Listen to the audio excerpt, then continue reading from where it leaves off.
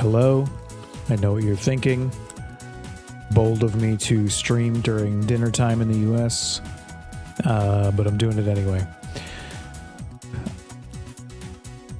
I was just playing a track that I made for nothing. It was just a for fun track. That was what you were hearing just now, if you were listening. Yeah, so today I'm just gonna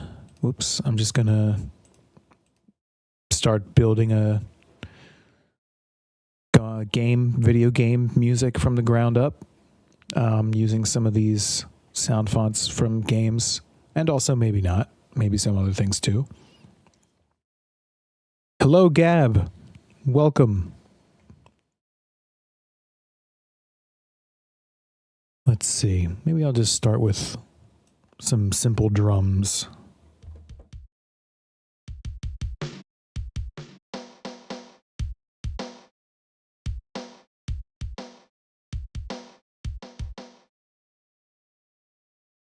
I'll just use like a really generic drum beat to get me started.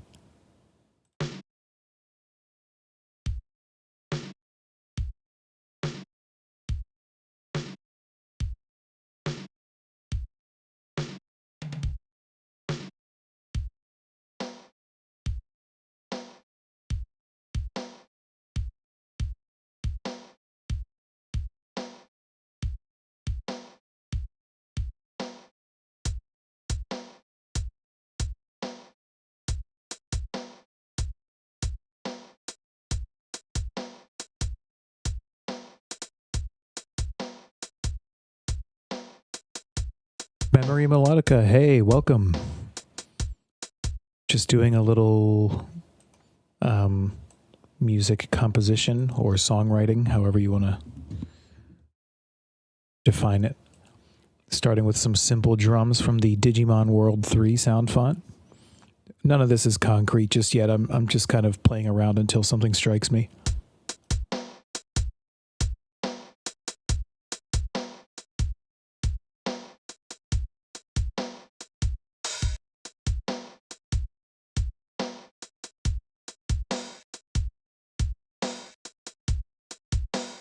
All right, I have a really basic generic drum beat that I'm just going to kind of paste in here. And let's see what we can throw together next here. Let's see if we can find an instrument we like.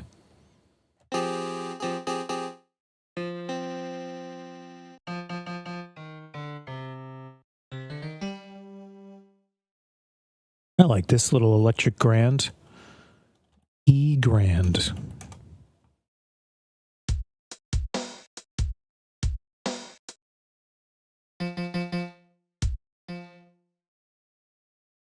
Oops.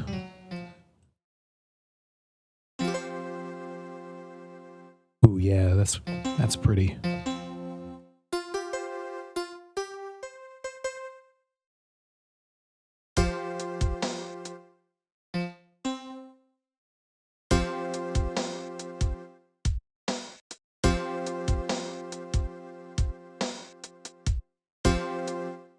That drum sounds like Super Bomberman to me. Yeah, it's possible that they use the same samples for those drums. Helunki, hey, welcome. I hope I'm pronouncing that right. How much music theory do you know? Very little. I know just enough. Like I can read sheet music because I play the piano, but that's all self-taught. I don't have any like formal training, and I definitely need to work on my theory knowledge. I've been fortunate that thus far in my career, I haven't needed to know too much theory, but it's definitely worth knowing or learning as much as you can.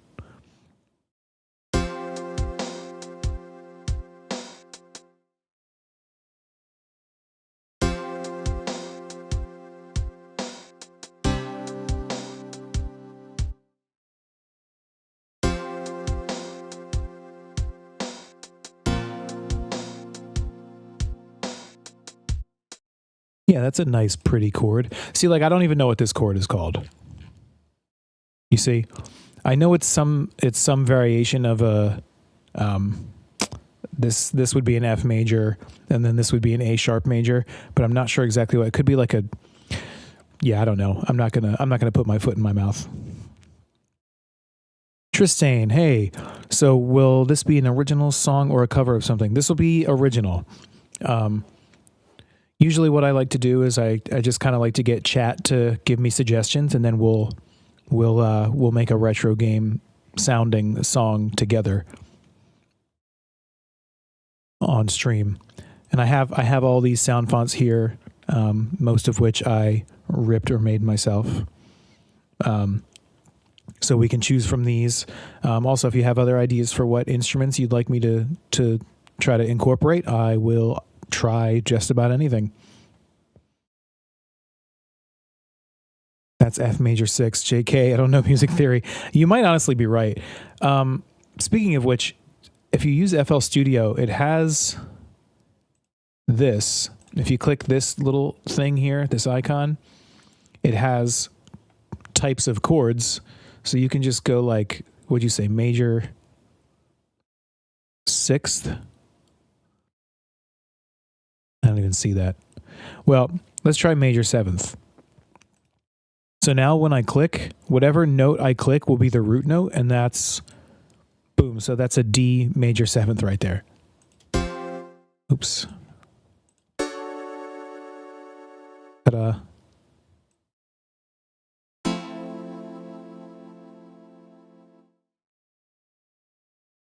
I loved your Silent Hill stuff so much, man. Thank you for making it. Oh, you're welcome. Yeah, I definitely plan to make more of that. I have the next one I'm planning to upload. I'll spoil it. It's fine. The next one I'm planning to upload is Midna's Lament in the Silent Hill style.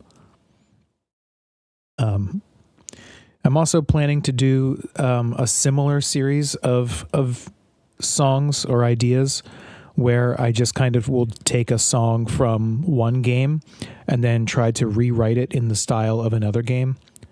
So, I don't know, imagine like what would Super Mario music sound like if it was written by the composer from Final Fantasy or something along those lines. Maybe not necessarily specifically that, but that general idea.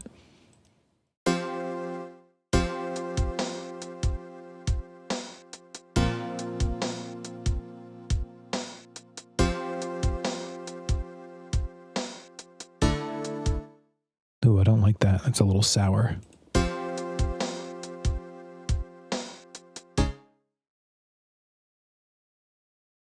Tristane says, all right, so I use FL Studio as well, 12.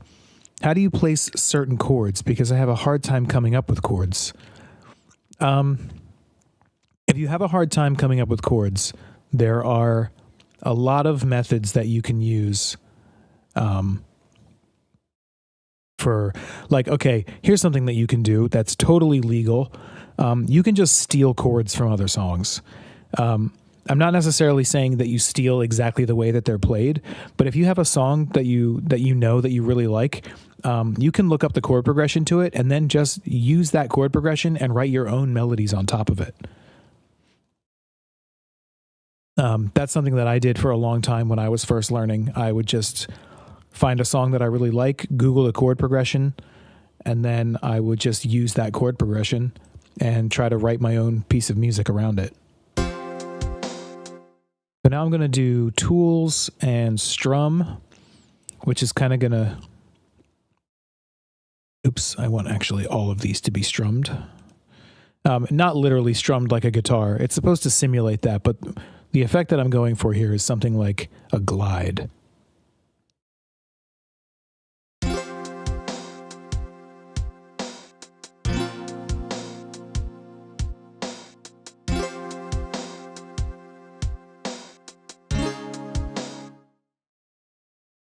Don't like this last chord though.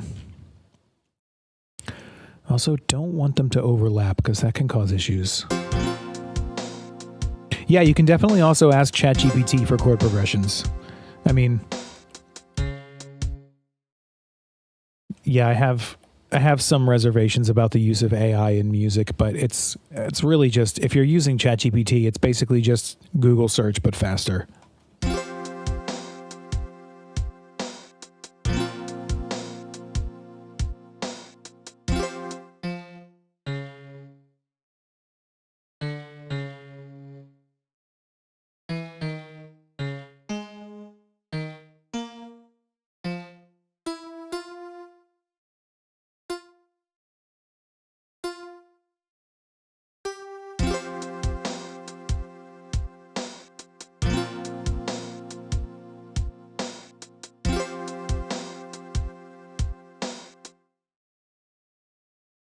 Alfredo Martin Bercial, am I saying that right? Says, hacemos el amor en el aeropuerto. No, hermano.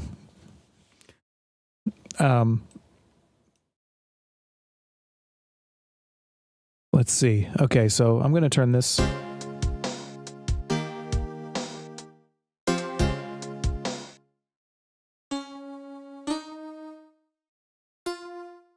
Into that and just do another little strum effect there.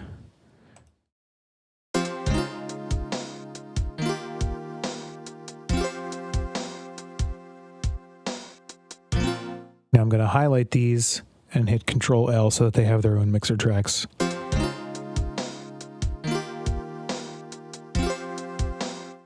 All right, now let's add a bass.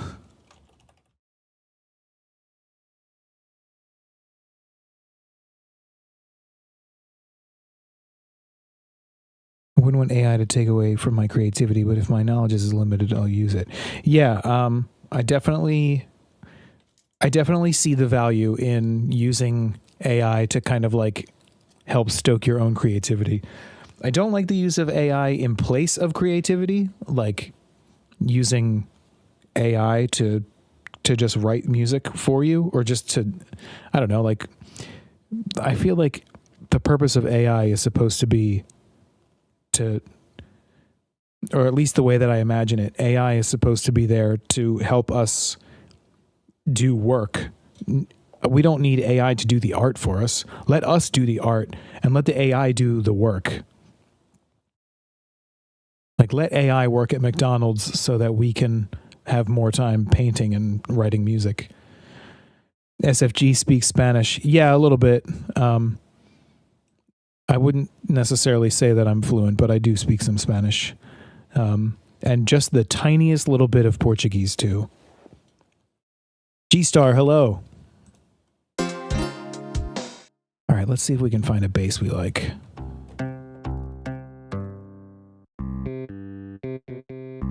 Love it. Actually, I want something more synth. Yeah.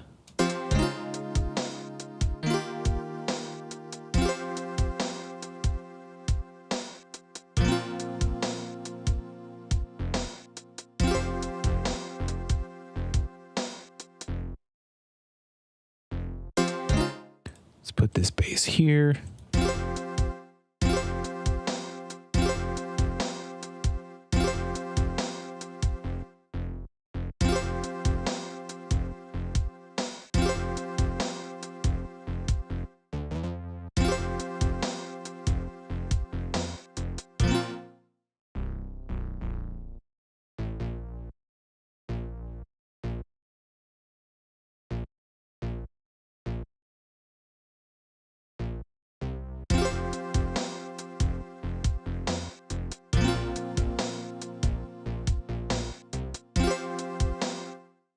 Okay.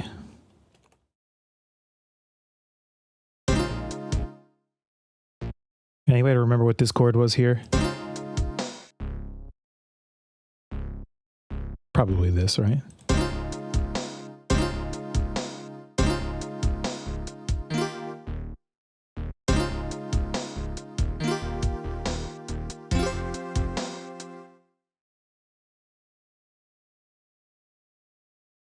Could you explain sound fonts and why it only just started happening? Like, is it AI extraction or what is it exactly?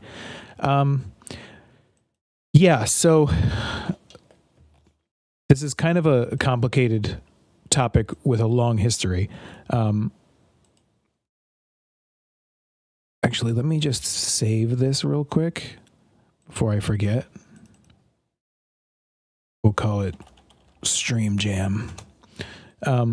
So sound fonts are actually pretty old. They're probably 20 years old or more. It is, so the actual term sound font is a brand name, and it's the name of the literal format that these instruments are in. Video games initially, so people will use the term sound font to refer to the instrument sounds that you find in a video game, but technically that's not actually right. They're not sound fonts. We turn them into sound fonts by extracting the sounds from the games and then using the sound font file type. It's kind of like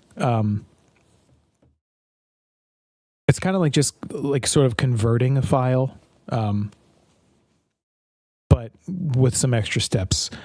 Sound fonts, people have been making sound fonts from video games for a really long time at this point. And I think that they're not VSTs, or they are. So sound fonts are not VST. Sound font is a format that is its own separate thing to VST. There are VSTs that play sound fonts or that can be used to load a sound font. Like for example, this VST here is the Fruity sound font player, as you see there, and it loads the sound font file into itself, and then you can use that.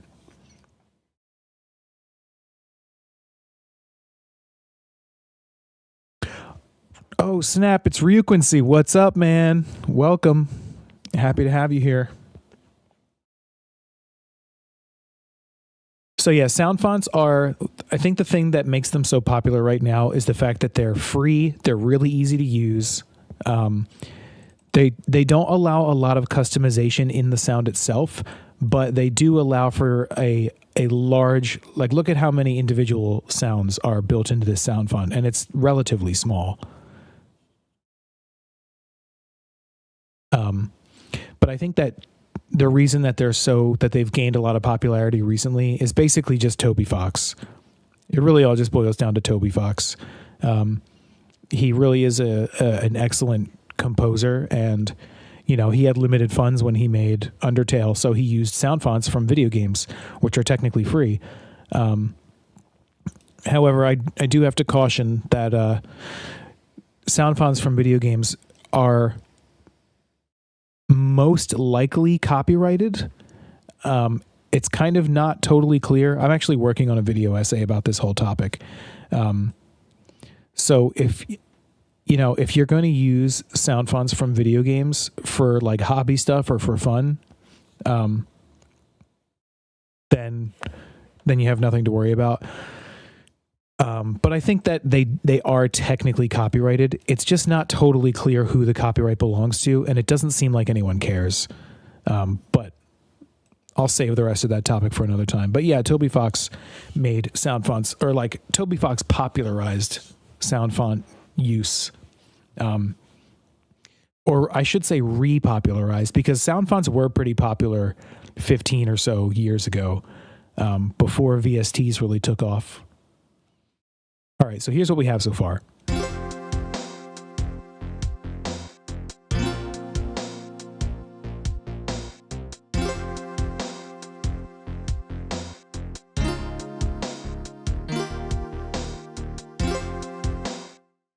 All right, I like that. I think this bass needs to be louder, but I don't want to boost it too much. So what I'll do is I'll just bring the other two instruments, the drums and the piano, down.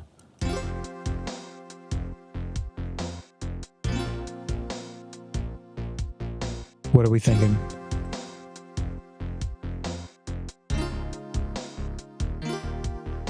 Yeah, I like it. I'm going to use a plugin here called LoudMax, which just makes it louder.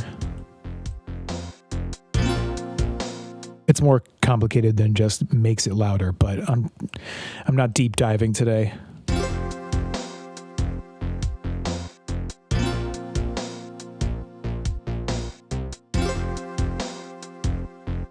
Another important thing for authentic PS1 sounding music is a plugin called PSX Reverb, which I have, what am I doing?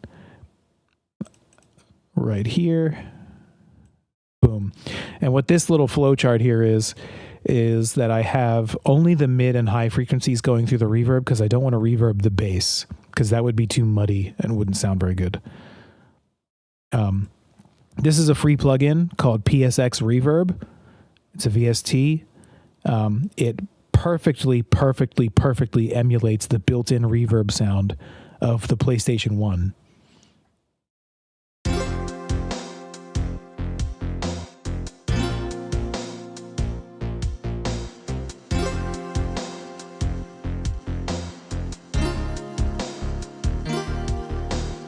Cool.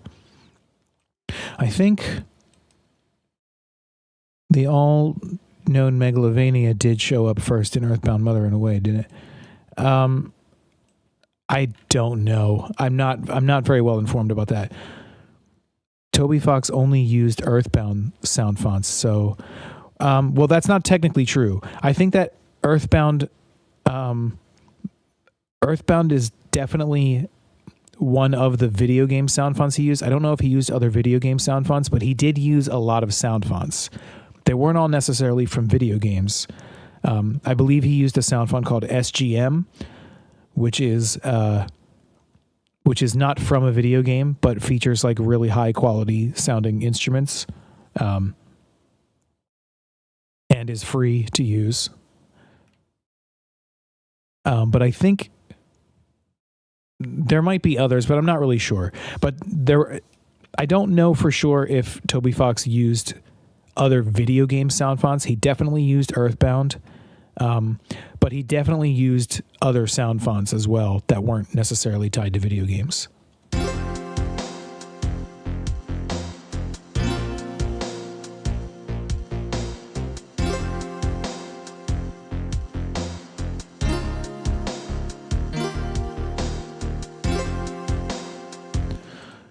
All right, what do you think?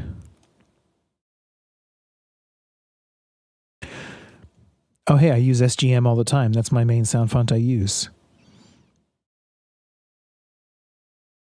He used from games like Chrono Trigger. Yeah, that wouldn't surprise me. That sounds right. Yeah, SGM is a great sound font. I believe the creator of that sound font is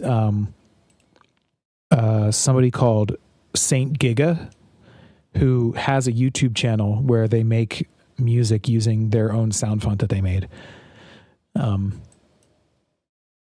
Yeah, definitely a good sound font author. All right, let's see if we can get a melody going here. I mean, should we? I guess maybe we should start thinking about which way we want to pan. I'll put this on the left. Yeah.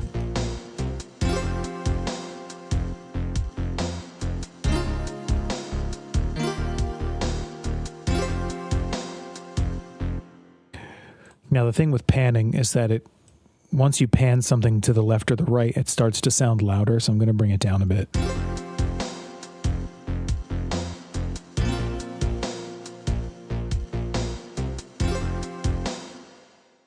All right, let's see if we can get a melody going. Also, this DAW looks pretty gray right now, so let's add some color. Pale green. I like it.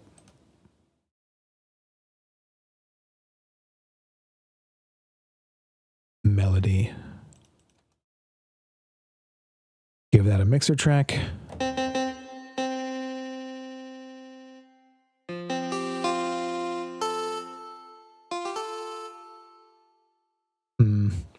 It's always hard to decide. No, not that.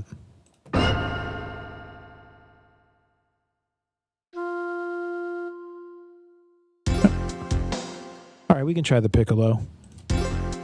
It is green after all.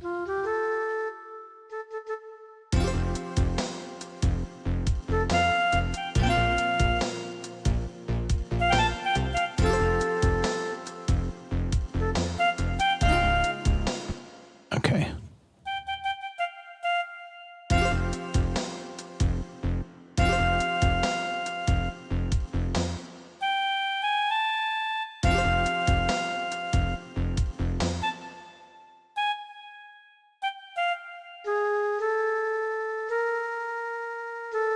Is that right?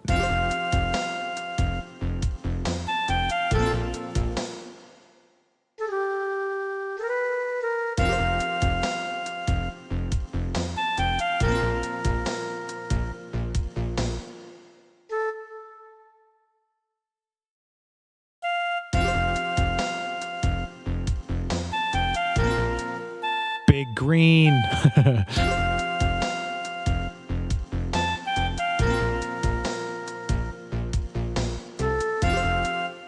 You know what? Let's do a little bend there. I know you can't actually bend notes on a piccolo, but why should we follow the rules?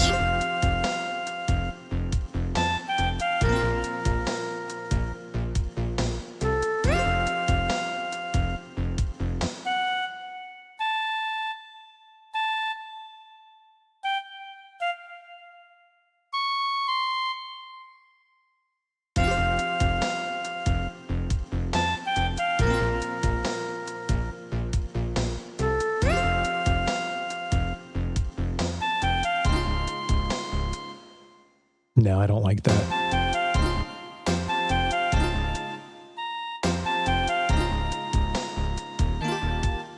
Wow, that sounds terrible.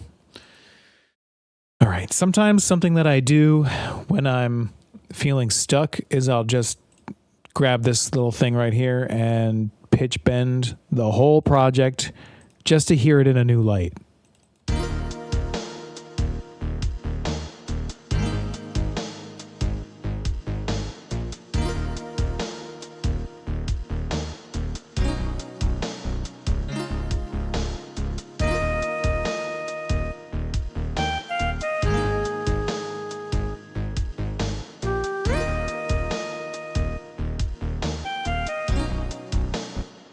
You think the bend feels out of place? Let me, all right, what if we turned the bend into something more like, let's see.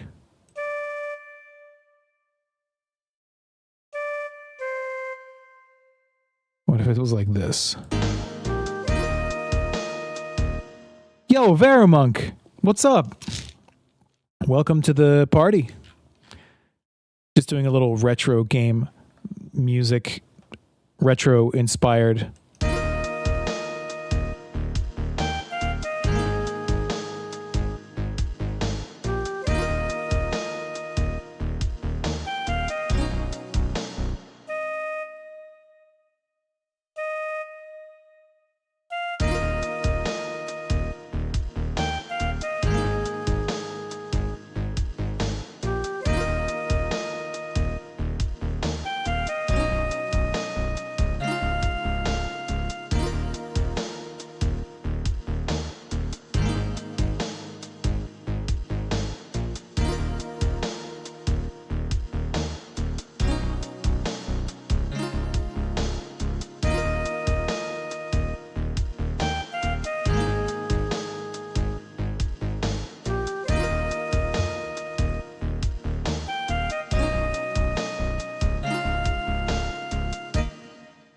I feel like you don't hear it with this type of music. That's why it feels off.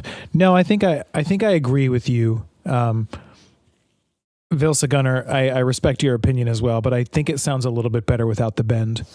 Faramunk, Whatever you're doing, at least the bass drums gives me Legacy of Goku vibes. You know what's funny? I was thinking that too. Like as soon as I brought out this bass, I was like, this bass sounds like a Legacy of Goku bass. All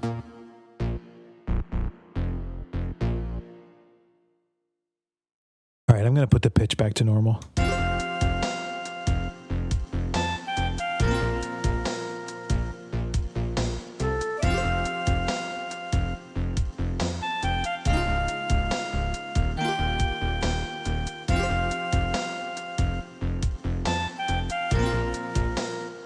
So now I'm feeling like we need something else on the right side of the song. So we have the piano thing on the left, and then we have the bass in the middle and the melody in the middle. So maybe let's try adding something on the right. Like how about maybe like strings?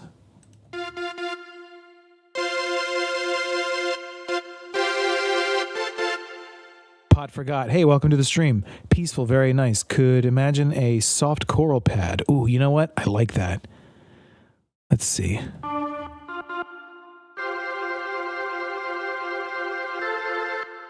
Well, that pad's not very soft. Let's see if we can find a softer, more gentle one. Maybe Final Fantasy IX has a good one. What do we got? It's not very soft. How about this? No, I want something gentler, you know? Oh, Chrono Cross? Come on, you gotta have one. Everything in Chrono Cross is gentle. Interestingly enough, for the Chrono Cross sound font, anything that I didn't have for the GM library, I just added the Final Fantasy IX one because they're so similar and they're taken from the same like synths and things like that. They have a very, very similar texture, so they kind of fit well with each other. So anything that I didn't have for the Chrono Cross sound font, I just borrowed it from Final Fantasy IX.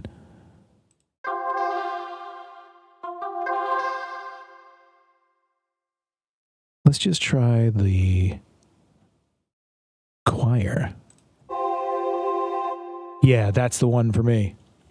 Choir pad. We'll do this, choir pad.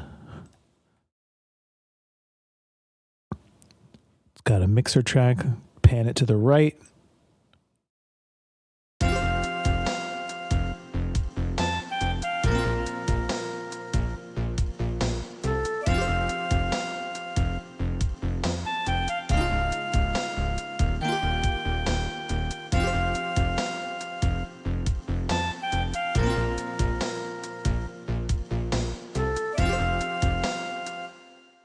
So I kind of feel like I want this to, yeah, let's do that. We'll put this here. Fun little trick. If you just highlight something and press Control B, it'll just duplicate it into the next open space. So here, I think what I want to do is I want this melody to kind of play again with some slight variations right here in this... in the next slot there, except with the choir pad kind of like thickening it up behind it. So I'll just hit Control B and oops, there we go. And before I put the choir pad there, I'll just add my little variations.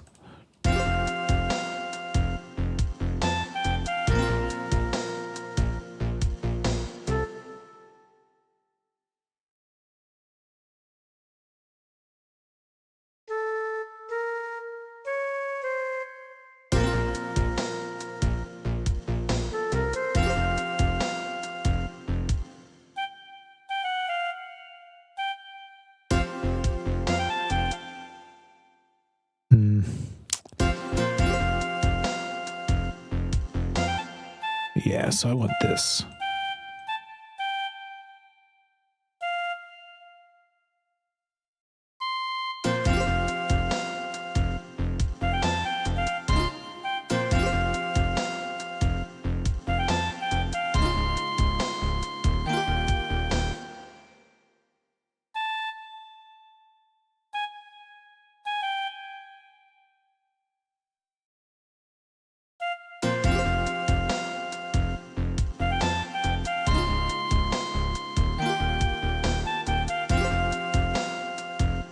Cool.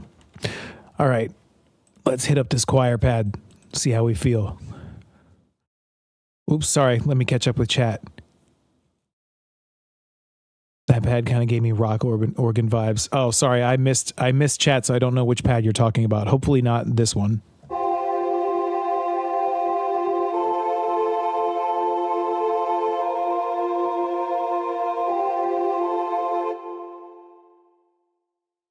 You could take one of those and put a low pass filter on it. Yeah, that would have been a good idea too. I might still do that even with this one. In fact, you can just do it right here.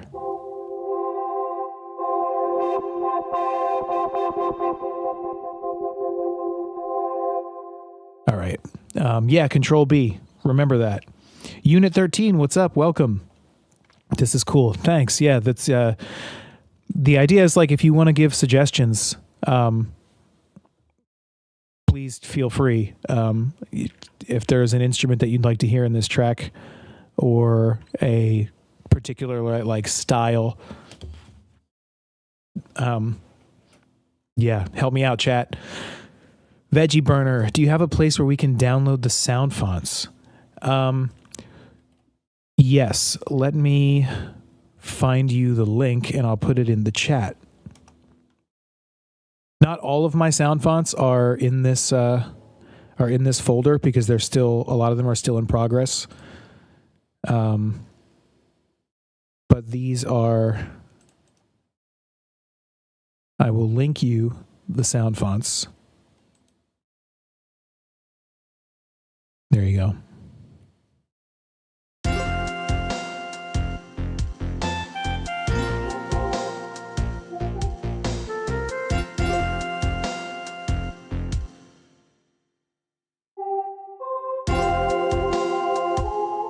Oops.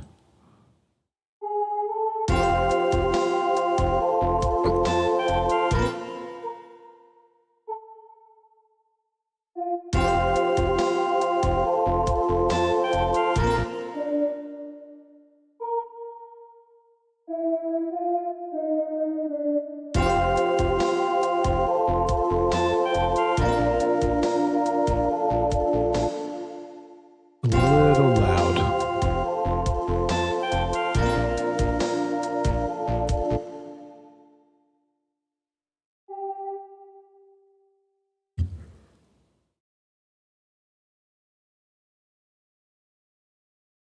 Hello, Skies. Is it Skies or Sky Z?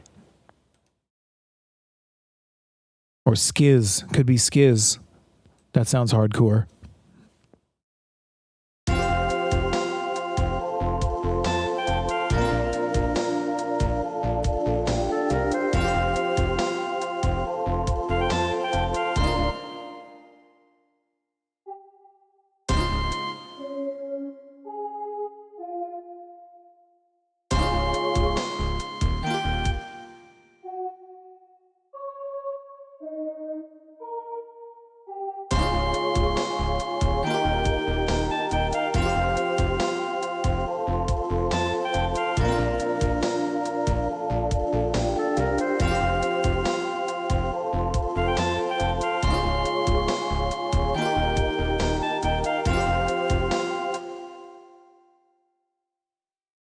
Drew Doodle, yo, welcome. Oh, your power's out. That's kind of a bummer. But if it brought you here, then maybe it's for the best. Anyway, what are you guys picturing when you hear this track anyway?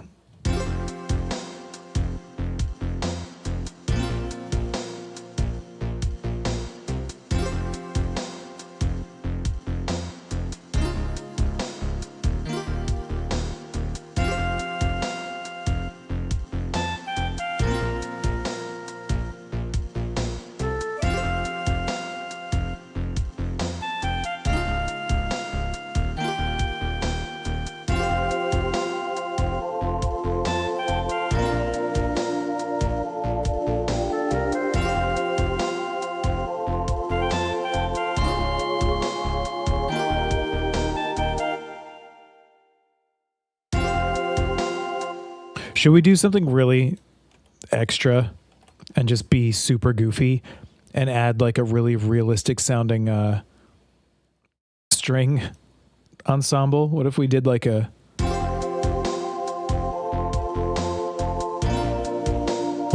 Hold on.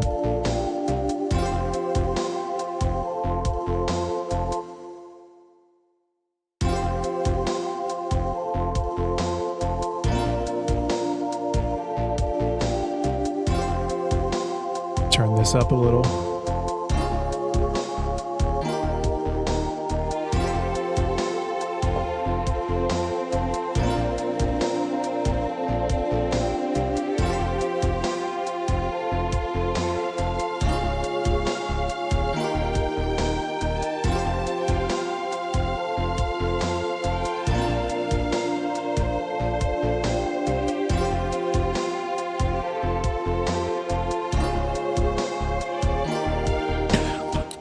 Is that too extra? Does that not fit at all?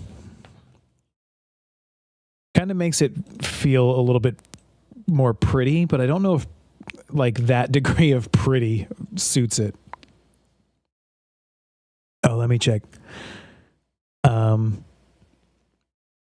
Pretty sure it's Sky Z. Okay, I'll remember Sky Z.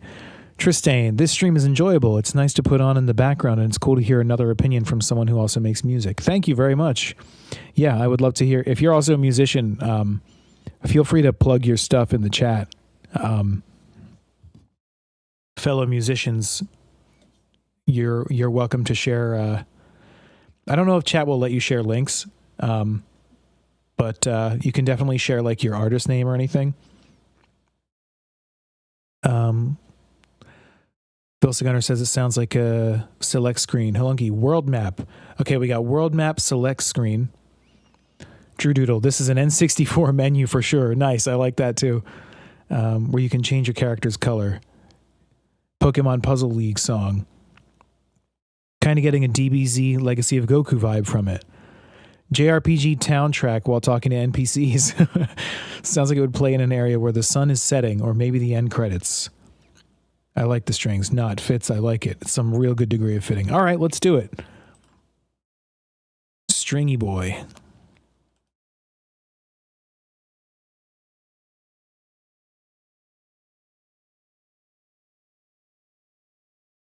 All right.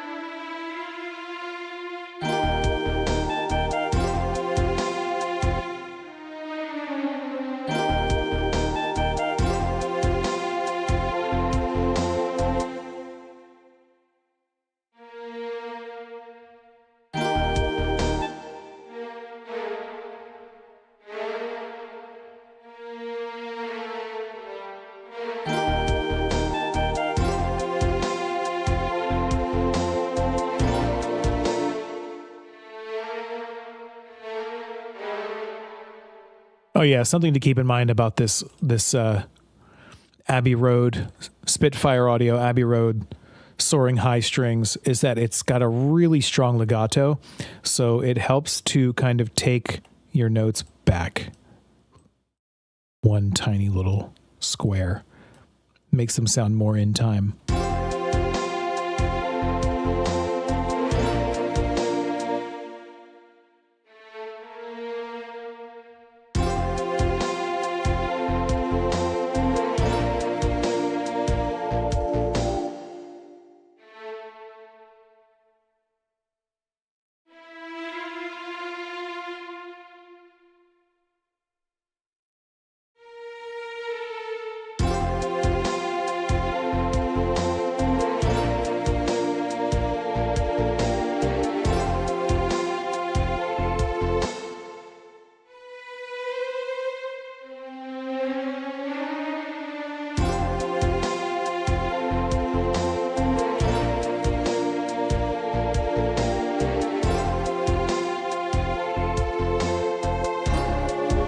Oof.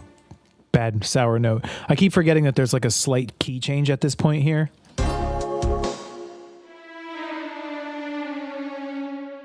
Let's try it like this.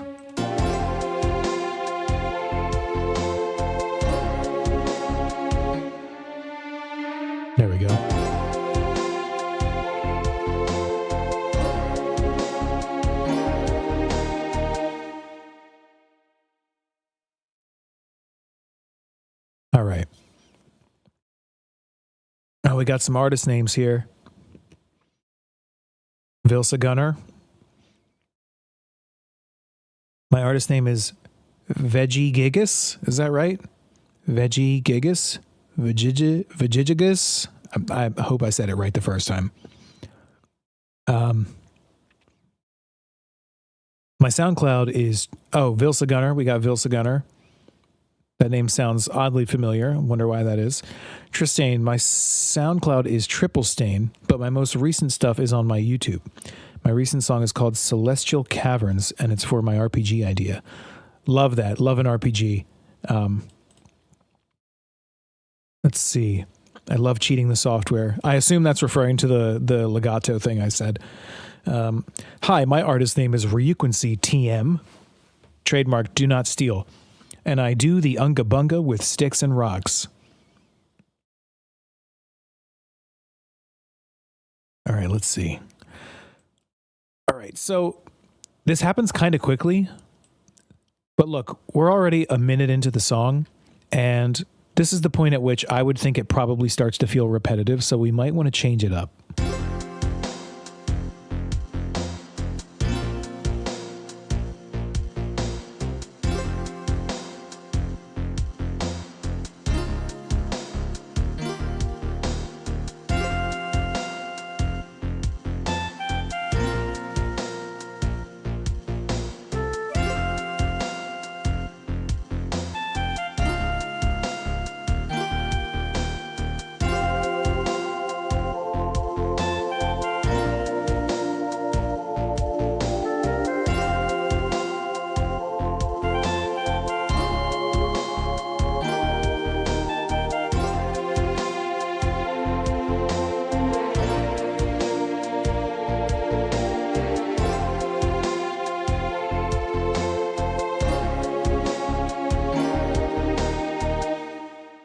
All right. We're definitely going to need a little drum fill to lead us into the next segment.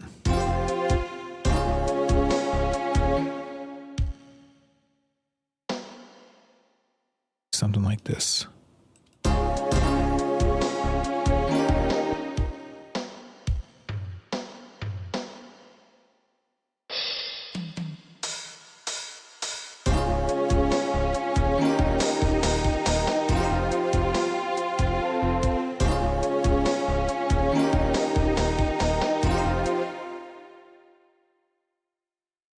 Kinzoku, yo, welcome.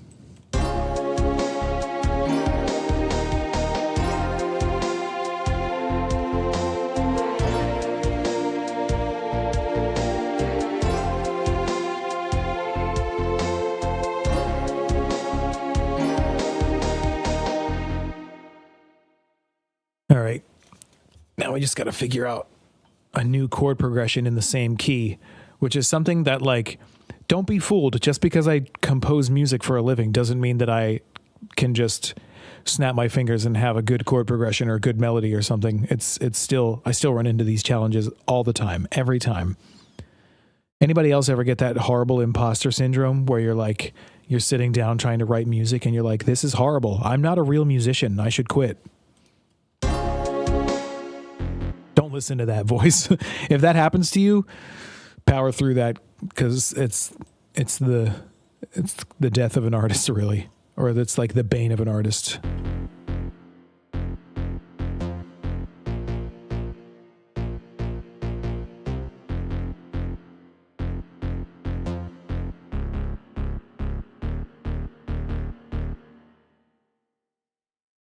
Maybe soften the highs on the drum reverb to reduce the splashy white noise sound. So the splashy white noise sound is probably something that will have to be maybe EQ'd out manually. And the reason for that is, well, I guess it doesn't have to be. Right now, the reverb is on the master, which I know is a big no-no for those of you who are into like mixing. But there's a reverb on the master right now because I'm leaning into a quote unquote authentic PS1 type of situation where like there's a reverb. I'm using the PSX reverb VST. the only major difference here is that I'm using a frequency splitter to keep the lows from going through the reverb.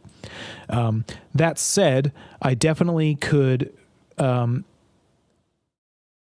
a reverb, remove it from the master, and put it on each individual track in the mixer, and then have a little bit more control over how it sounds, the timbre and the, any unwanted frequencies and things like that. But for the moment, I don't want to get too deep into mixing because I feel like first of all, like I want to focus mostly on songwriting and composition right now. And I also feel like some of the audience that is approaching my channel right now is like kind of just getting into music production, and I don't want to scare them off with all this talk of like mixing and mastering and frequencies and notch filters and compression. I think it's just a little bit more approachable. Not that I never will. I think that will naturally progress there, because like once this is a composed piece of music, then I definitely will be thinking about mixing and mastering a little bit more seriously. So let me see if I can come up with a new bass line.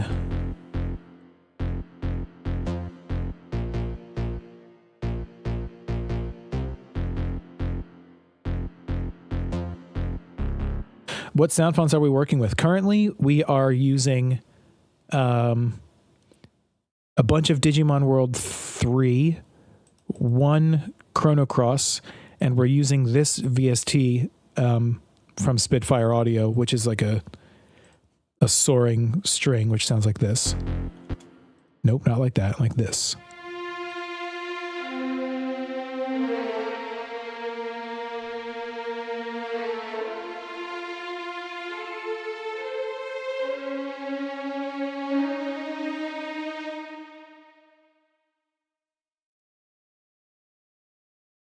Okay.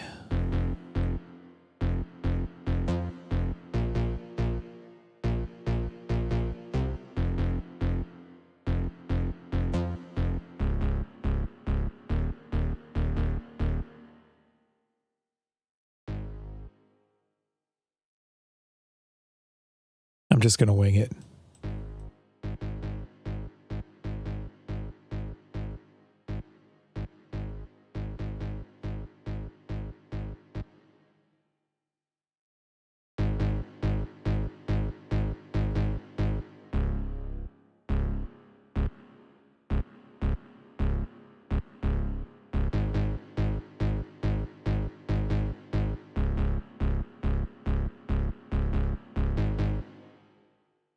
Yeah, soaring strings, I definitely recommend it.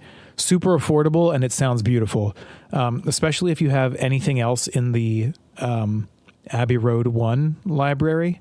I have Orchestral Foundation's Soaring High and Legendary Lows, and it's kind of my go-to for orchestral stuff when I'm working in like film and TV and a little bit with video games as well.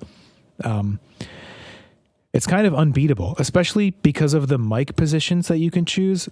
For those of you who this is like foreign language, I'm sorry if I'm getting a little jargony, but basically you can choose. So this plugin was recorded from a live orchestra in a real studio, and they use a bunch of different types of microphones, and you can actually choose which microphones you want to hear, and they're all kind of like different distances, and they're different types of microphones.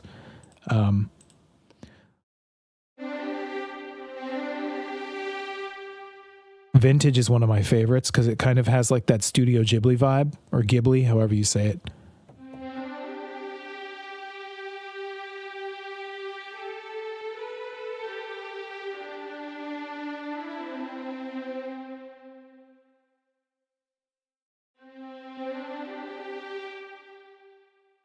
But I'm going to keep Mix 1 and Mix 2 as my chosen microphones for right now. A little bit crisper.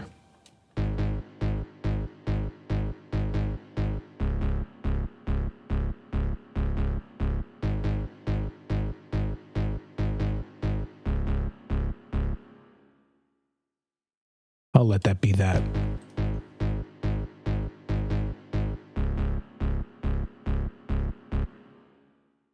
And we'll do a new drum pattern.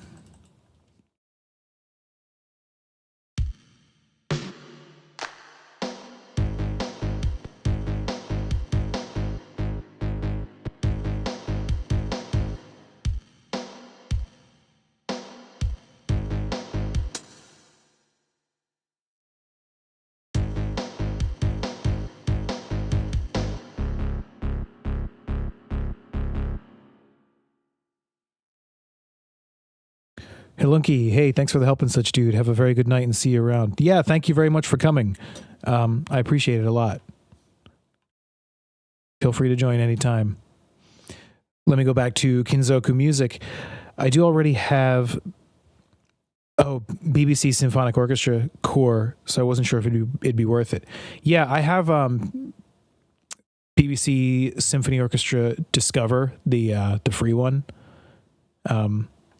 I know it probably doesn't really give a strong impression as compared to the full version.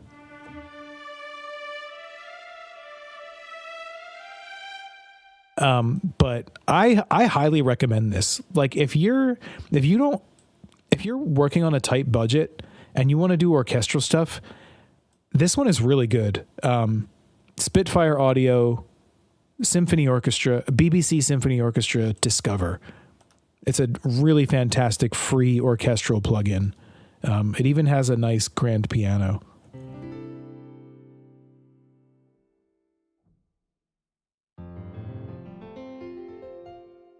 Yeah, it's got all this stuff here. And also, if you're kind of new to writing for orchestra, you can actually see physically where the orchestra would be in relation to, for example, the conductor or the audience down here. So, basses here, cello here, violas, violins. It's really cool and useful. This is great. And there's a lot of stuff in here that just sounds fabulous. Like,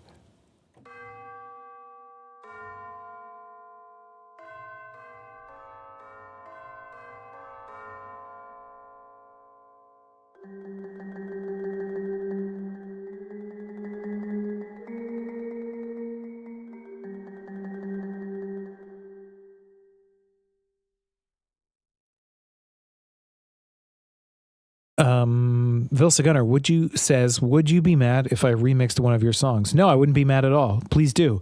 I definitely want to I want to clarify that if you want to remix or cover a song that I made for a game, like a commercially released game, I'm totally okay with that, but reach out to me first just in case, because some game companies prefer their stuff to be to like go through the publisher and ask them for permission before letting people remix it. Most publishers and developers are totally fine with it and love it, but just to be safe, if you just ask me in advance, and I can let you know if it's like safe or not, because I wouldn't want you to get like a copyright claim or something. If it's anything from like the Sound Font Guy channel, then yes, please remix anything. Or if it's anything that's an original of mine that's not part of a video game soundtrack, either remixes or otherwise. If it's an original of mine that I didn't create for a video game, then by all means remix it, cover it, do whatever you want. Yeah, I recommend Spitfire. Well, let me jump back a little bit. Tristan, something else about my music. I only use sound fonts, but occasionally I use the M1 plugin in stock FL Instruments. In my Celestial Caverns song, I used an SC88 sound font and M1. Oh, nice. Yeah, the Roland SC88 has some great sounds. They're classics.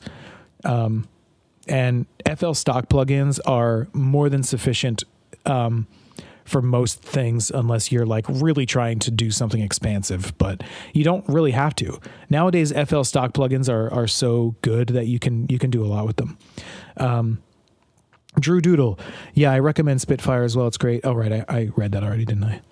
Kinzoku Music, have you seen the prices of their new Abbey Road strings? If you're referring to Abbey Road 2, yeah, that's insane. I'm never going to spend that much money. I just cannot imagine being able to afford that. I have been lucky enough that some of the game developers that I've worked for have like bought me some plugins and sound like instrument libraries, so that we would have like the industry standard for the game that we were working on. So I've been very, very lucky. Don't think that I'm made of money and I'm just out here buying all these Spitfire plugins. Yo, Saint Giga, what's up? Just so that everybody knows, Saint Giga is a very prominent and skilled sound font author. They ask, I'm wondering if you ever used any of my sound fonts. Yes, I have used, I believe, SGM pretty extensively.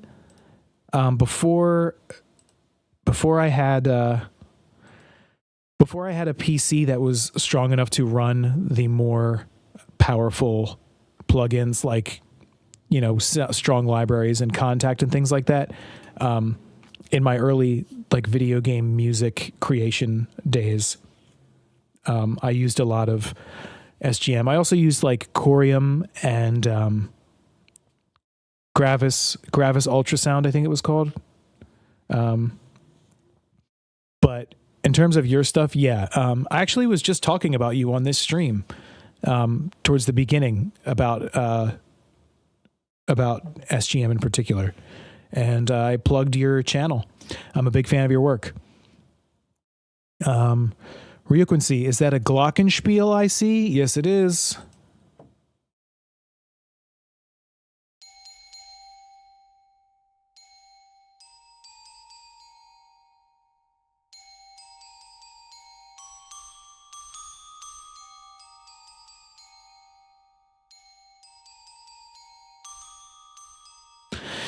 Yep, beautiful Glock. Will you ever do a tutorial on how you make sound fonts? I do have plans to do a very basic tutorial for how to make a sound font. I don't know if I will do a tutorial on how to rip sounds from video games, because there are some basically you have to own the game. If you want to like browse the files of a game and rip them, you definitely are going to want to own a legal copy of the game. And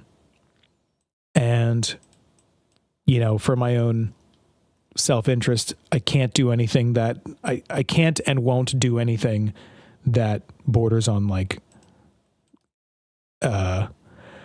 trying to, I don't want to encourage piracy. Like, I don't know. I have complicated thoughts about piracy, but I cannot in good conscience publicly advocate for it. So I'm just going to say that if you have a legal copy of a game and you want to make a sound font from it, then I am happy to help you. It's a complicated issue I don't have all the answers yet. I'm still doing research because I'm working on a video that talks about the legality of these things. Kinzoku Music, sorry about that. I had to go for a minute. I didn't catch your response to my previous comment. Oh, what did you say? You were talking about... Oh, the prices of the new Abbey Road strings. Yeah, I was wondering if you were referring to Abbey Road 2, because it's insanely expensive, and I can't imagine like being able to afford that unless you're like a large studio. And I just mentioned briefly that a lot of my really nice plugins and instrument libraries were purchased for me by people that I worked for or companies that I worked for. So I've been very, very lucky, and I do not expect the average person to be able to afford the entire Abbey Road 1 symphonic collection or what, I forget what it's called. But even this one, which is the older one now, is really powerful and sounds really good.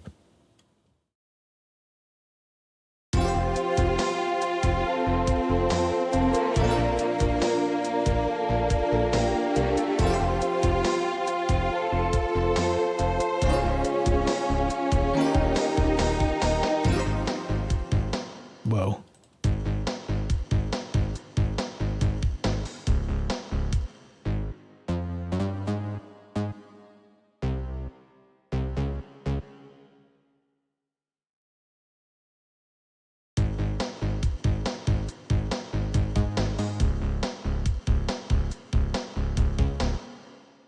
Bill Segunner, I just wanted to make a custom sound font with my own instruments. Well, that's a great idea. I do stuff like that all the time, and I'm absolutely happy to show how to do that. Yeah, I pretty much every stream, I take a minute to show off some of the sound fonts that I've made, like originals that I've made. So maybe I'll take a moment right now to do that. This one is Bagpipe Ensemble. It's not that impressive. It's just a bunch of different bagpipes from a bunch of different plugins all played together.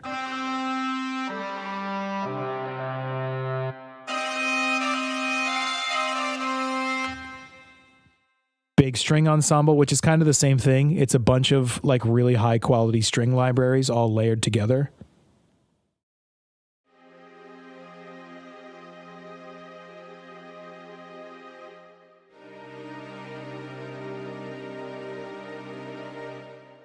I really like this one. If you're looking for a good sounding string library, but you don't have money, yeah, you can use this one.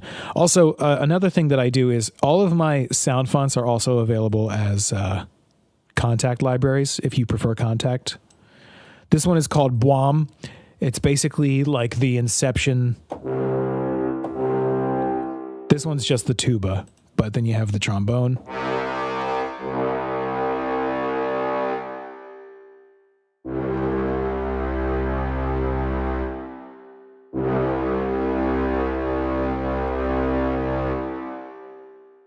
Saint Giga Movement. For the record, I've made Tyroland High Def, the Jumbox Sound Font, and a Famicom multi-chip one. Oh, okay. Sorry, I misspoke. Tyroland is one of my favorite sound fonts. I think you're right that SGM is a bit older, and Corium is from like the dawn of time. Where may I get these libraries? Great question. I'm going to just make a folder in the Google Drive called Originals, and I'll start adding some of these things now. Bagpipe, big strings. Yeah, this Boim I really like because it's just like, go even lower too. That sounds cinematic.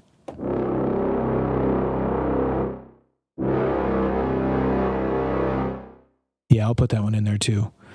Then I've got chunky guitar mutes. I'll share the Google Drive link one more time, but under Originals, it'll be in a folder called Originals, which is sound fonts that I made myself.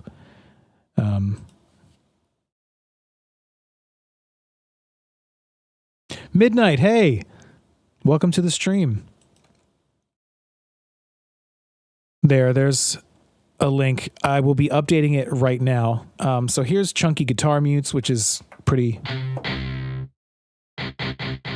self-explanatory. I'm going to skip these dark pads and go to this dirt bass. It's just a synth bass with some distortion.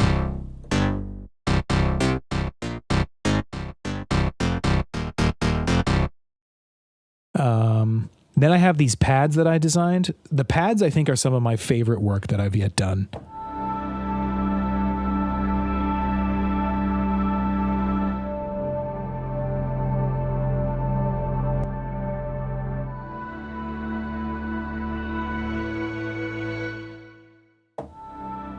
Yeah, this one's very like Dreamcast era inspired.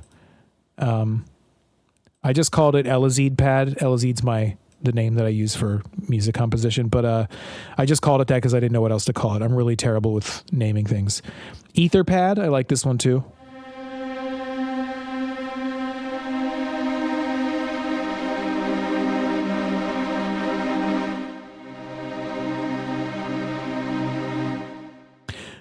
Fairly Ocarina is a real ocarina. It's like a Ocarina of Time branded ocarina that has like a picture of Link on the box.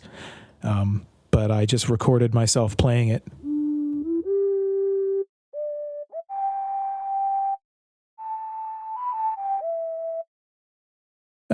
Nice to catch you here. Midnight, yeah, it's great to have you. Thanks for stopping by. But is it as peak as Hello Kitty ukulele? We'll get there. Tristan, all right, I'm going to head out now. This is pretty informative. Keep doing what you do. Yeah, thanks for stopping by. Feel free to come by anytime. I'm always happy to share information. I believe in music being accessible to everyone. Moving on to the Frontier Pad. As I said, I show these off once every stream just because I really like them, and I like to show people like what you can do, like the value of sound fonts and how you can really expand.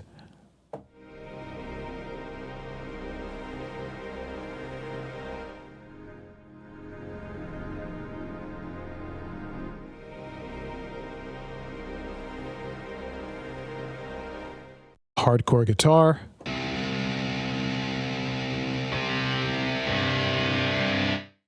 Heaven keys.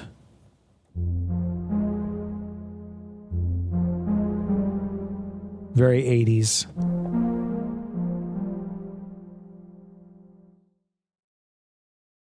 Let's see. Hello Kitty ukulele. Okay, we finally arrived at the peak of all sound fonts. Here's the story. I was in a store called Five Below, and they had these tiny little ukuleles that had Hello Kitty on them. Yeah, they had an image of Hello Kitty on the front, and they were super cheap. So I bought one, and I turned it into a sound font.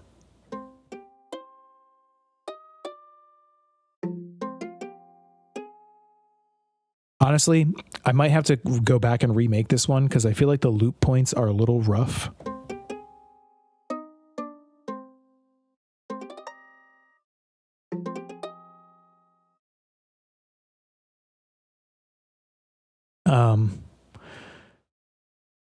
Let's see.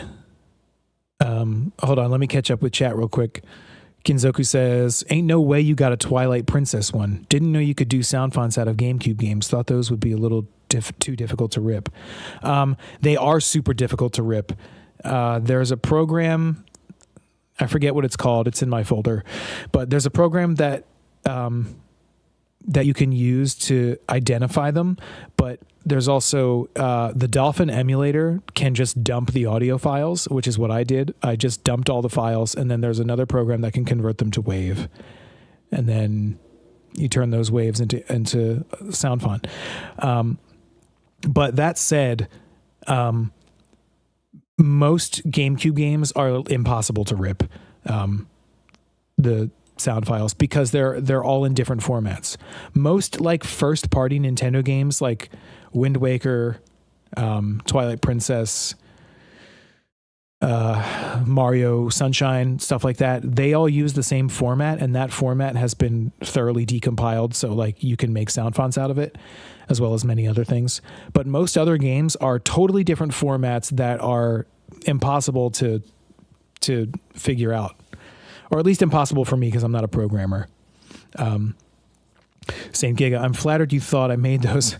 Also, I merged FPD, FPD98 into FPDX, and I did quite a few broken banks, improved others like Realistic Sound Font version 2, Game Boy GM, Pokemon Diamond and Pearl, Acapella, and Atari 2600.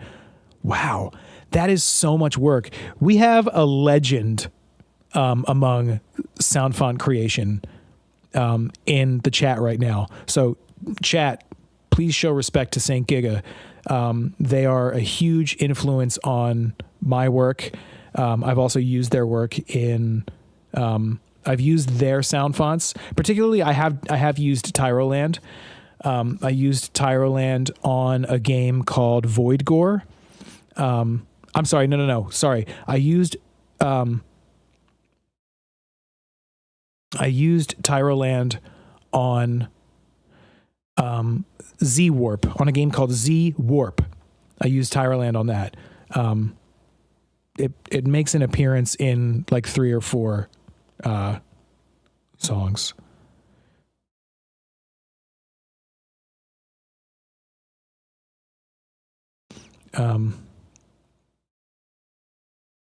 Let's see. Recently did more SC8850 patch compatibility to updates to Tyroland.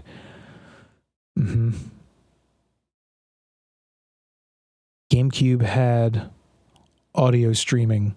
Yeah, it did. It had audio streaming, and it also had it. Some games still used sequence music at the time. Actually, I'm old. You guys might not know this about me, but I'm on the older side. So I remember when Twilight Princess came out.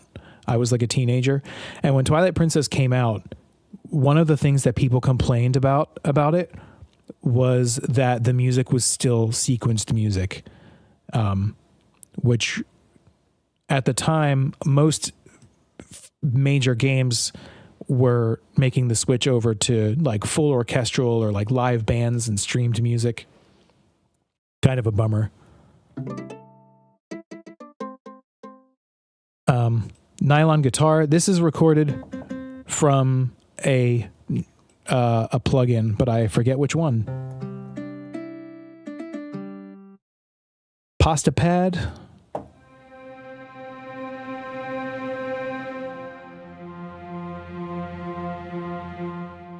Let's see.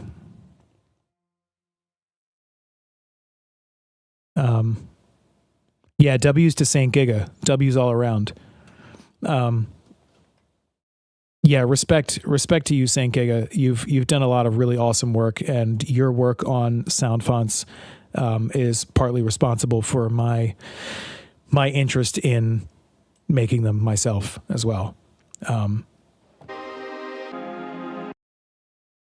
This is a little drum kit that I recorded from a Casio Privia. Little weird. The Casio Privia does not have a very good drum set at all. You can't even actually use it on the keyboard itself. You have to like plug MIDI cables into it and then switch your MIDI and your DAW to the drum set. Joel Vitor, any tips for getting work as a video game composer? Yes. So the tips that I will give you are, they're a little bit, these tips are, okay, I'm going to give you some tips. I'm not like a master of finding work as a composer. A lot of it is getting lucky, but the advice that I will share is that you first like focus on honing your craft, and I'll tell you how I broke into it. I made music all the time. I used a lot of my free time just making music. And so at a certain point I had a bunch of songs that like nobody was listening to because I just made a bunch of random music. And so I went into a forum online and I just offered these tracks. I was like, hey, I have this music. You're free to, anybody who wants to use it is free to use it as long as you give me credit. And that led to like somebody saying, hey, I want to use your music and would you be up for making more? And so I did a soundtrack for a game completely for free. It was the first time that I ever worked on a game soundtrack. And I did it totally for free. And here's an important thing. I'm not suggesting that people work for free. I think that it's like working for quote unquote exposure is toxic. But I think that if you are relatively new to freelance music composition for games and stuff. It definitely helps to like, to just kind of share your stuff and like license it out for free. Another thing that you can do, that wasn't a thing when I was getting started, like it is now, do game jams. Get involved with game jams. Like there's always game jams going on. Yeah, you can always like work with people. And then what happens is over time, you'll just start to like build relationships with people, and those people will, some of those people will continue to work on their craft and get better at their thing as you're getting better at your thing. And over time, like they're going to get to a point where they're making a full game. And when they're making their full game, the likelihood that they're going to come to you to ask you to do the music is going to be higher because you're friends. You have a good relationship. It's really just about like work with people who are, take this with a grain of salt because I don't mean it to be insulting, but work with people who are on the same level as you. Work with people who are trying to get started. Because what's going to happen is that you guys are going to share in each other's success as you grow. Be decent, be easy to work with, have as much fun as you can working with people. Another thing, if you're trying to be a composer for video games and stuff like that full time, get into sound design. I know that it sounds not like it's not the same as the thing that you're passionate about, but I'm telling you, get into sound design, because nowadays it's a lot easier to hire you if you have more skills. So if you're a composer and you learn sound design, then what happens is you now have 2 marketable skills in one package. So, you already have the ear for audio because you're a composer. Start working on sound design. Go watch like a 30-second clip from a video game, from like a Let's Play or something. Watch a 30-second clip, put it on mute, and make your own sound effects for it. Do stuff like that. And then you can upload that and share it. What's up, dude? Yo, Thaddeus, what's up? All right, let's change gears real quick and play this track we're working on. Oh wait, I turned off everything. Here we go.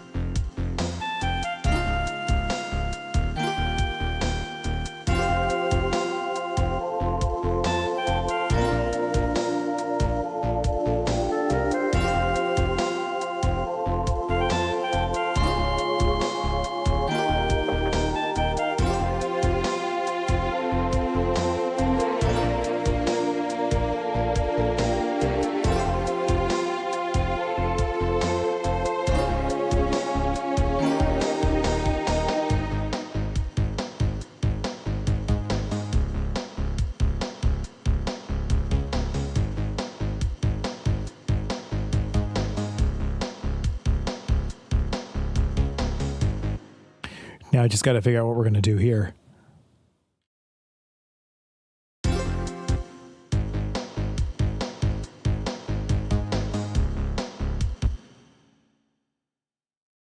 Thaddeus Kent.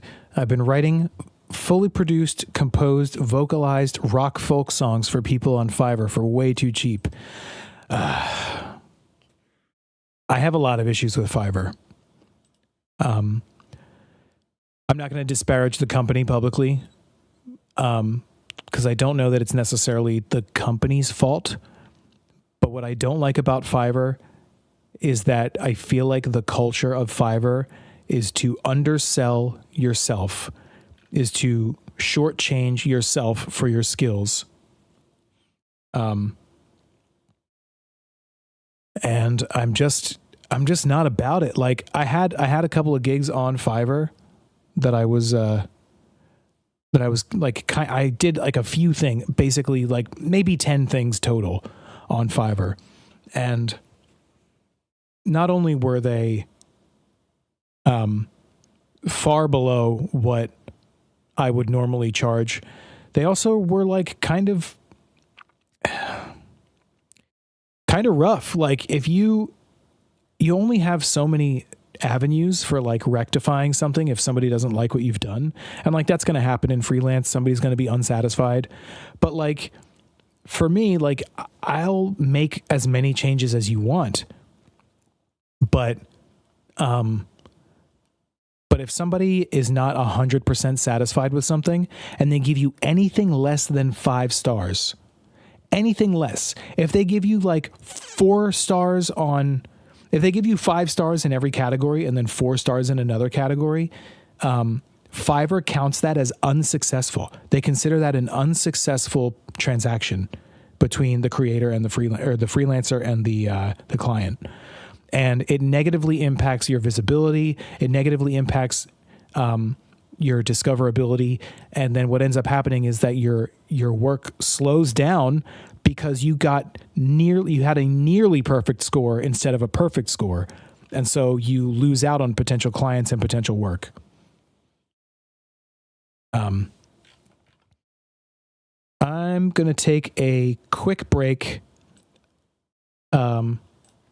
Just a couple minutes. I'm going to put this track on. This is a track that I made using sound fonts from Gran Turismo and Ridge Racer and Racing Lagoon. So you guys can listen to this for a couple minutes and I will be right back. If you leave, I won't be mad, but I will be sad.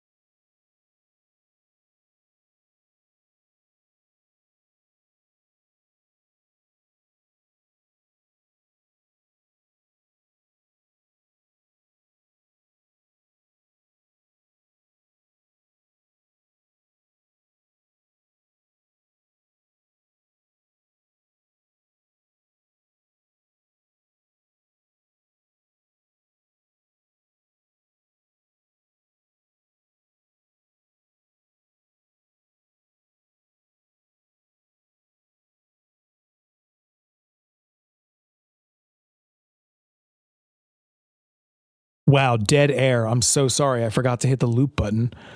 Jeez.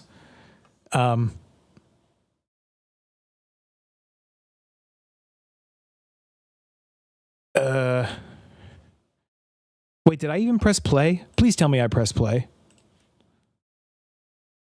Sorry, I'm kind of new to the whole streaming thing. I'm a scrub about it.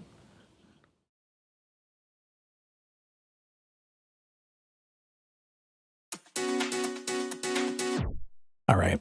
Hopefully you guys heard the track.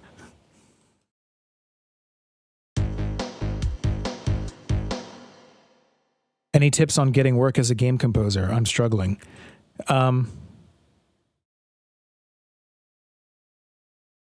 Yes. I gave some tips earlier. I'm not sure if you got it, if you were here for that part. I suggest do game jams. Oh, good. I did hit play. Okay, good. I was like, oh no, because everybody's like, where's my music? I just forgot to loop it. Sorry, guys. Yeah. So let's see. Do game jams, build relationships, build your skills and build relationships. Most of the work that I have found as a composer has been from building good relationships with people, making friends with people who are already in game development or who are aspiring game developers. Work with people who are on your level. Figure out where your level is. And like try to be honest with yourself, because I know that we can be really self-critical, and we can also sometimes be a little overconfident as artists. I know everybody has like the self-loathing days, and everybody has the I'm the best days. But try to look at your skill level and figure out where you are, and try to try to game jam with people who are around your skill level. There's also sites like Upwork, upwork.com. It's a freelancing website. I don't love these freelancing websites in general, but I do think that Upwork, one thing that it really has going for it is that it does seem to protect everybody who's involved. Oh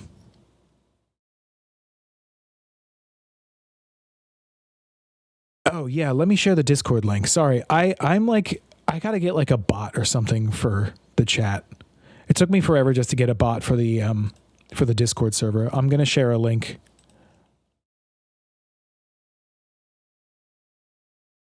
Another thing, Joel, that I want to share about like a tip about doing music for games: learn sound design.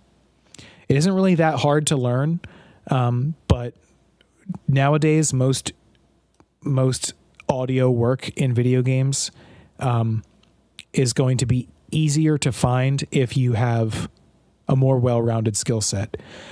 Because most people who do sound design are also musicians. So it's like, if you found a sound designer, then you don't really need to look for a musician, right? What do you need a composer for if your sound guy already knows how to make music? You already got your music person. So if you can do both, that makes you more marketable. And you can advertise yourself either way you want. Hey, you're looking for a sound designer? I'm a sound designer. Hey, you're looking for a composer? I'm a composer. Hey, I'm a composer, sound designer combo, all in one. Sorry, I'm just kind of beating a dead horse here, saying the same thing over and over again. My success is, the success that I have had thus far, knock on wood, has been largely thanks to having good relationships with people. Having good friendships with people that were formed through like doing pro bono work. I gave my music away for free. That was how I got started. And the people that used my music for free reached out to me again and again and again, until eventually the same person that I did my first soundtrack for free, what ended up happening was they had a Kickstarter campaign, and I did all of the music for that game totally for free, and they had a Kickstarter. And when the game was successfully funded, he paid me. So technically it turned out to be a paid job, but I wasn't looking to get paid. I was just looking to, and again, that's a thing. Like, I was just really lucky. That's not necessarily going to happen for everyone, but I do think that it's important to put yourself out there in ways that are not expecting something in return. And then once you have a little bit of a resume, then start charging. Anyway, I think somebody mentioned putting a little brass here. Let's see if we can find... Should we use the Boim? Nah, that's too goofy. Yeah, connections are a big part of getting jobs in most industries, honestly. Whoa, I hit 4K subs. I didn't even realize. Wow, thank you. Let's celebrate. How do we celebrate?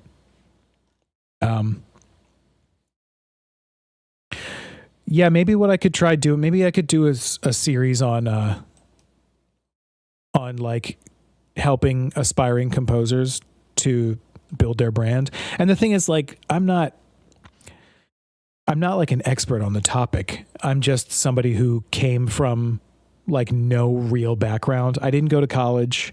Barely graduated high school. Have you heard of Siva Gunner? Yes, I have. Of course I have.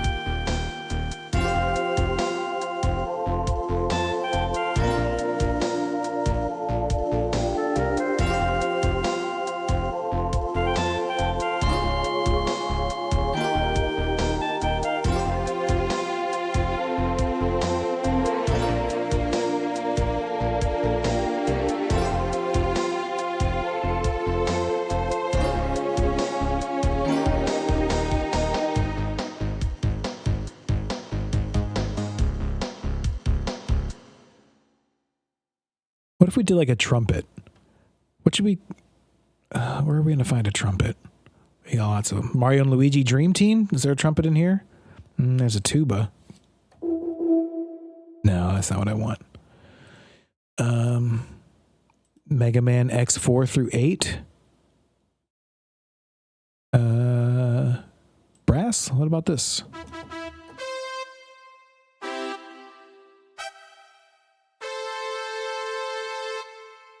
I do like that.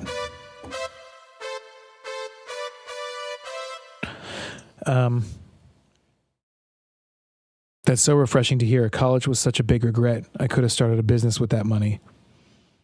Oh yeah. I would have liked to go to college, but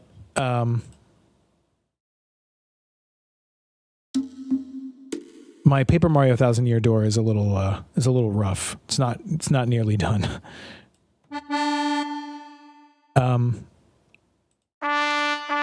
Does have a nice trumpet though, so let's do it. Yeah, I would have liked to go to college, but unfortunately at the time, like, I didn't quite have the resources to go to college. I think someday I would like to go back, maybe. But you definitely don't need to have gone to college to work as a composer for games. And I don't think that you necessarily have to have gone to college to work in most industries. But I do think that one of the things that college provides that we all need in order to succeed in our field is connections.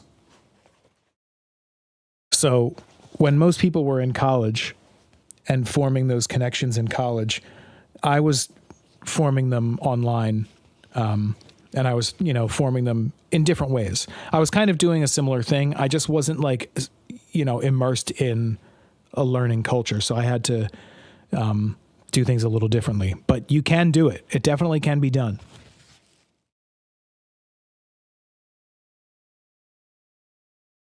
Are you in NYC? No, I'm in Philly. Philadelphia. Kind of a stone's throw from New York City in American terms. It's like in America's so big, nothing's really far away.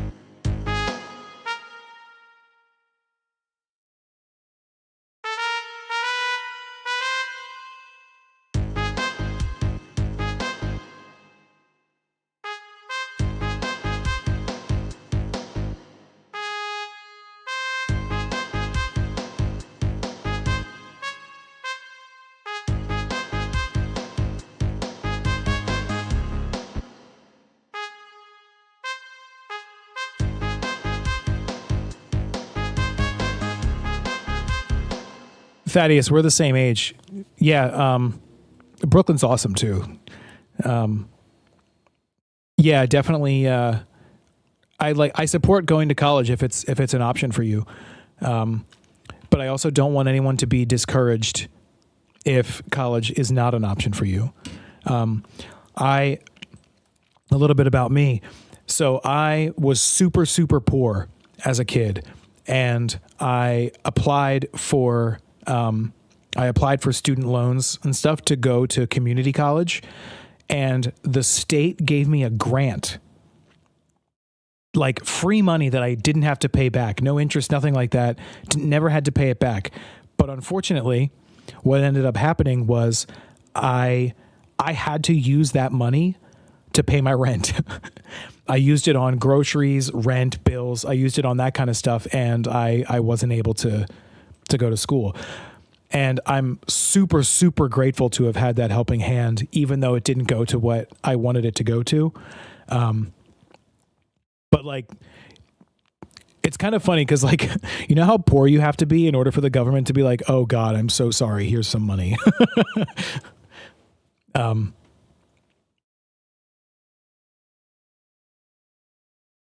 Can you use Paper Mario Thousand Year Door? I love the instruments in that game. Yeah, this is the trumpet from Paper Mario Thousand Year Door.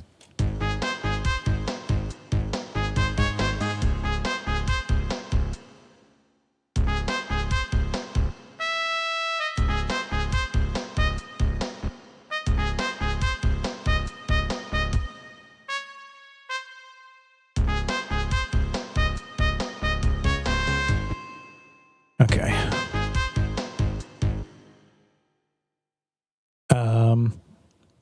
Let's see. My community college was nice, but my uni is a bit whack. Oh, that's rough. Yeah, I don't really have a lot of college experience. I mean, like when I was college age, my girlfriend at the time was in college. So I was at a college a lot of the time, and I got to experience some parts of college culture.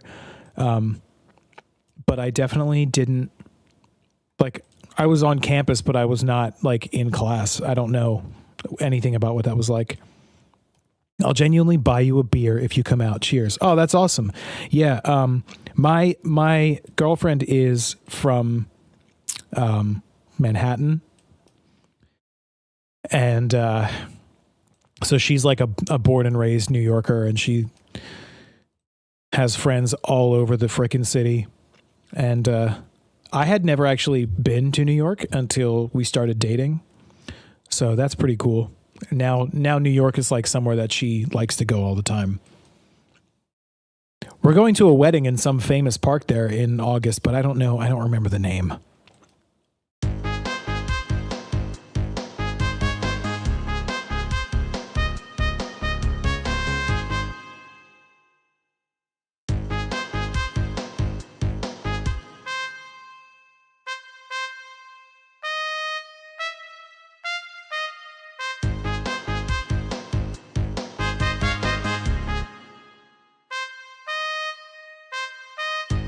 Everybody loves a good harmony, right?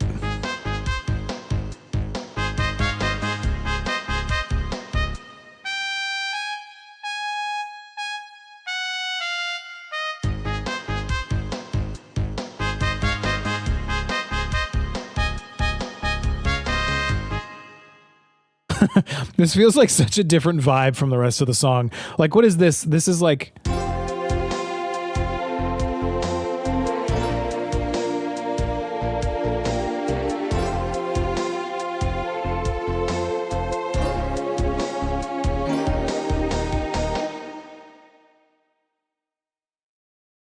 Nice, enjoy. I'm going to go work with my team. Have a good one. Yeah, you too.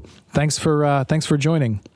And thanks for joining the Discord. Great to have you. Yeah, I would love to talk music more sometime. Have a good one.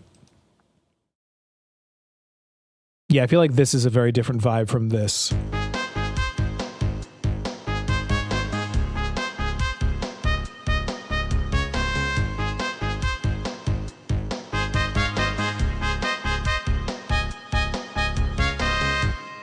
It's a little loud. Probably needs to be compressed a little bit.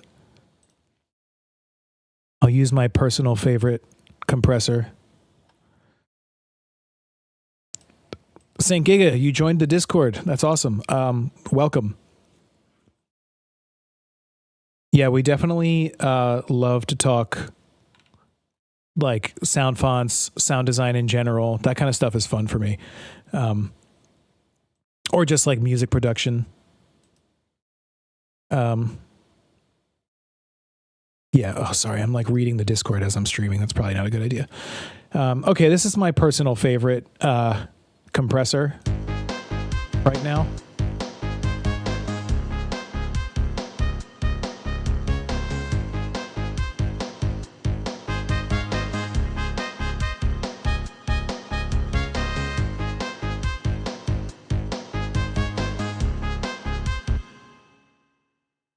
Well, I'm gone. Bye. Have a nice day, night, or evening, or noon, or afternoon.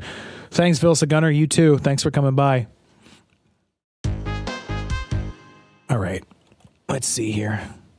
Probably going to wrap up in a minute. I'm curious. I want to ask you guys a question. So I do technically have a camera. Do you think that it's better to stream with a camera or without? I'm super shy. Like, the fact that I'm even streaming at all feels really silly. But something about not having my face on display makes it easier to like pretend to be confident. But I wonder, like, is it more personal? Like, is it easier, like more interesting to watch if you can see a person on the other side? Like, does it matter?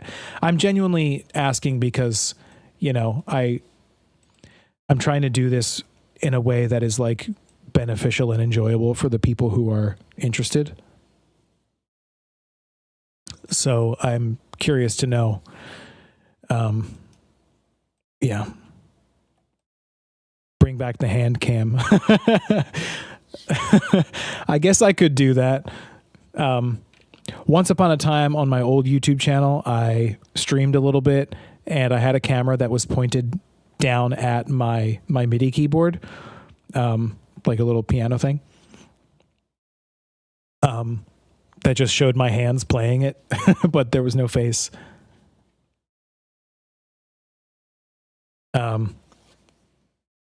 Whatever you're more comfortable with, I'm sure people will be asking for the face reveal at some point.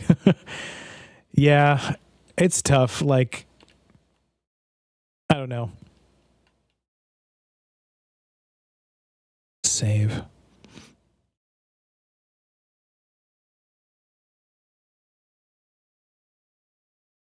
I don't show my face for OPSEC reasons. Yeah, that's super valid. Can't argue with you there. Confidence is a massive key. I'd say yes. Okay. If you're not having fun, we won't be having fun. I'd say leave the camera out.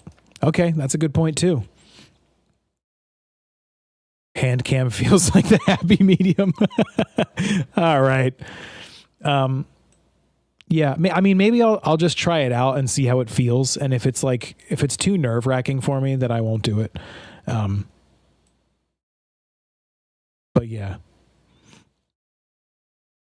Vlad, yeah, whichever you feel is right. On my stream, I toggle my camera on and off. Yeah, that's a good idea. I think I'll just try it out sometime and see how it feels. And if it doesn't feel right, then forget it. It's not exactly a great camera, but you will be able to see my face. So if I start rambling, I'll show my face and go into podcast mode, but then I'll hide when I'm gaming. Oh, interesting. Yeah, I was thinking that it might be fun to do a little gaming on this channel, even though it's like the channel is mostly focused on music. It might be fun to like play a game and like give some commentary about the composition and the composer and the, I don't know, the sound samples that they used and stuff like that. I don't know. We'll see. I'm still kind of like figuring out what my brand is here on YouTube. I definitely love sound fonts and I love exploring sound fonts and like audio design and stuff like that. But even with that in mind, there are still some things that I want to do that are related to music, but not necessarily related to sound fonts. So I don't know, maybe I could try some of that stuff. Honestly, like I had another YouTube channel. Okay. My other YouTube channel saw what felt like a lot of success really quickly at the time. And then I started trying to do things that were totally different from what I had been doing, and the channel died. Like people just stopped watching. And now it has like, oh God, it has like the same number of subs that I have here right now, but it's totally dead. Like if I upload something, it just doesn't get views. Nobody's watching. Because I like broke away from what I was originally doing and tried to do other things. And so the people that subscribed in the early days weren't getting what they wanted. And yeah, I just kind of ruined it. So I definitely don't want to ruin this channel that way.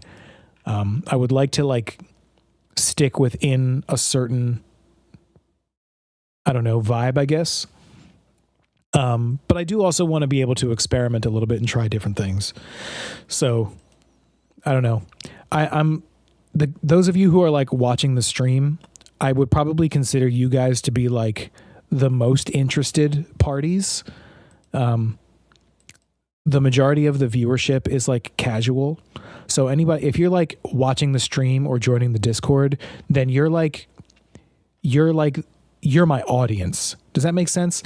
Like not in terms of like analytics, like numbers, like you are my actual audience. Like you guys are the ones who are watching. So I want to do stuff that makes sense to do for like your entertainment and your enjoyment. Yeah. So anyway, here I go rambling. But yeah, classic games would definitely be cool to talk about stuff like that. Game font guy TM. I don't know if I'll change my name. Game font guy, game something guy. Sound font guy is such a goofy name. I just didn't know what else to call myself. I just was like, oh, I want to do stuff with sound fonts.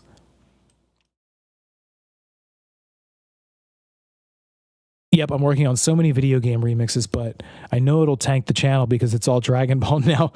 I've done this to myself. So see what works and play the numbers game. Yeah, I mean, a lot of it is trial and error. That video that I did about sound fonts it got a lot more attention than I expected it to. So I'm thinking that maybe doing stuff like that occasionally will help.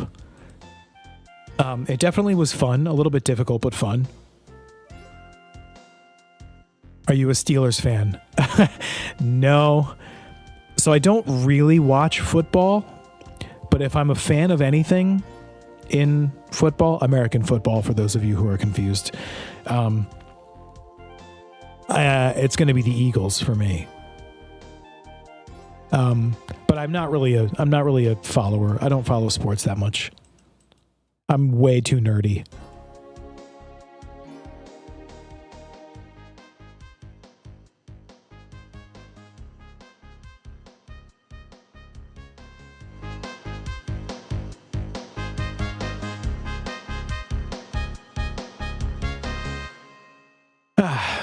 Well, I'm not sure what to do here now.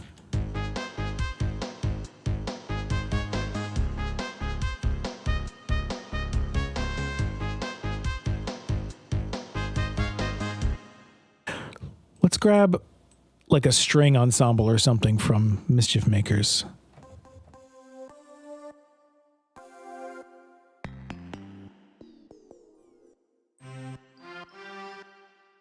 I don't like this. So I have this Mischief Makers sound font. I started a new one from scratch.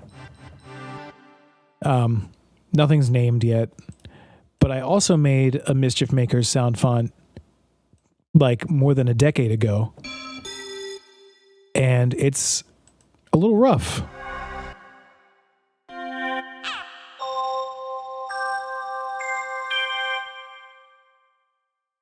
Nothing feels better than writing yourself into a corner. Yep, and that's where I am right now.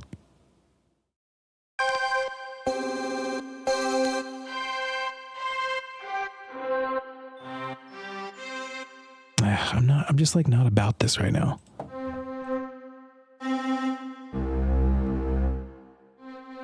I'll just use this Metal Gear Solid string.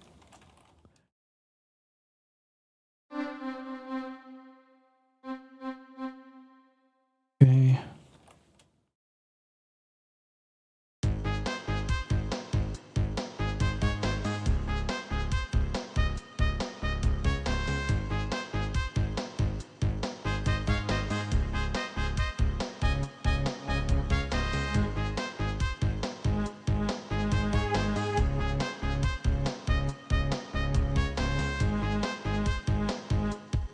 I'm just going to pitch this up a little bit.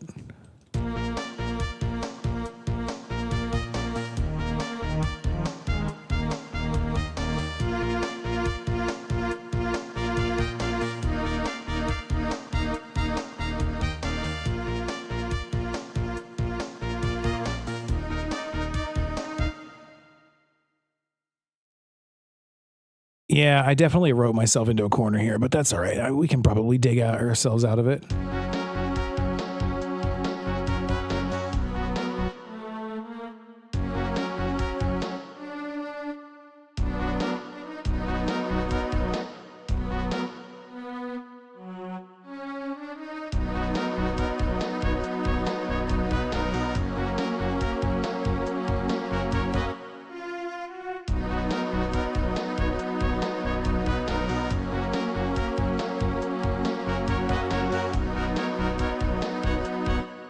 All right, that's a pretty nice, super generic string section. Now I'm gonna use Fruity Stereo Enhancer, and I'm gonna just desync it a little bit. Give it a nice wide stereo.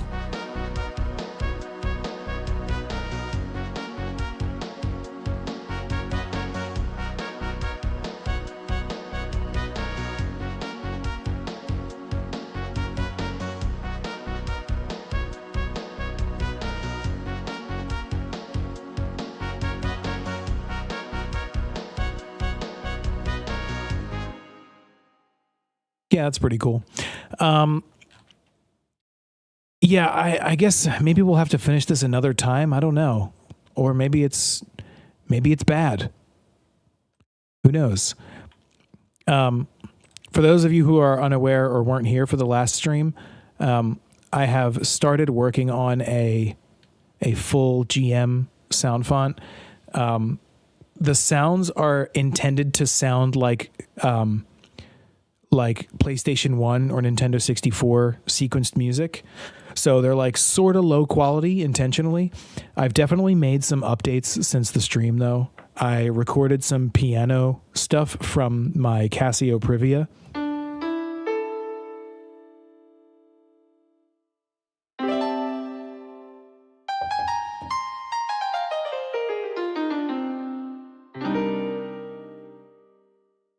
It's a nice piano without sounding so high quality and realistic that it ruins the vibe of the sound font. So basically, I'm trying to make a sound font that people can use to get a like PlayStation 1, Nintendo 64, like 90s-ish vibe. It's still in progress right now. It's going to need a lot of work.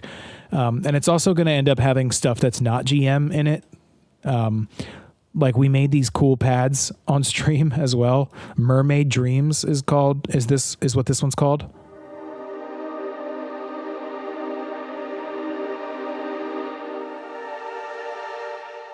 That's pretty cool. And then we did this one, Reverse Violins.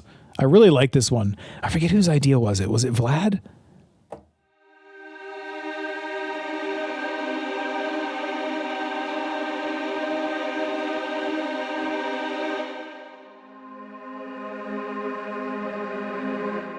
And also like more nylon guitars than anybody needs.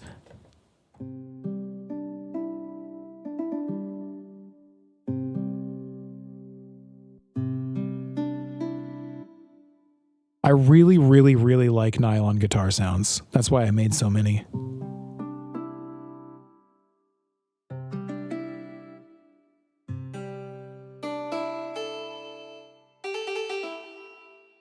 program are you using here? I'm using, this is FL Studio, FL Studio 24, whatever the newest one is. Yeah, 2024. And I'm using sound fonts, partly sound fonts from games, a little bit of Abbey Road 1, and some sound fonts that I made myself. Oh, it wasn't you, Vlad? Okay. Saint Giga. Yeah. Fun fact, the Tyros 4 and JV1010 alone were tinny, but combined they outshine other sound fonts. Yeah, I definitely find that, like, and I'll be real, like, I'm not as well versed or as, like, experienced in this stuff as you are, but I definitely find that, like, layering the right samples together can really bring a sound to life.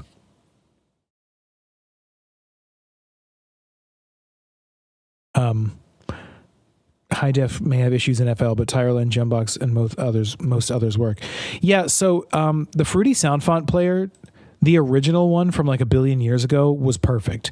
This new one is like they rebuilt it from the ground up, and it definitely has some little issues.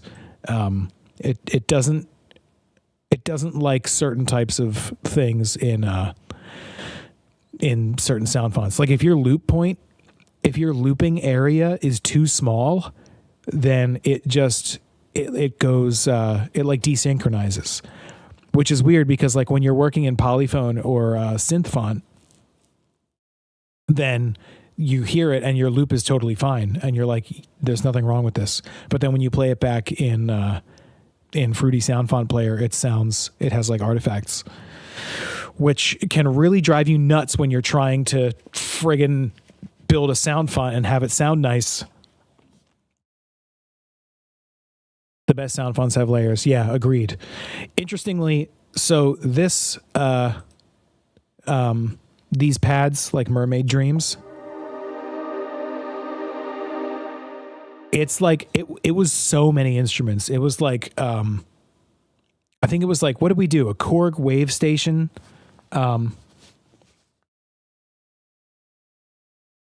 think it was, a Korg wave station. We had like string ensembles. We had some synth. We had a whole bunch of things happening at once. And then we just recorded it as a wave file and set up a loop.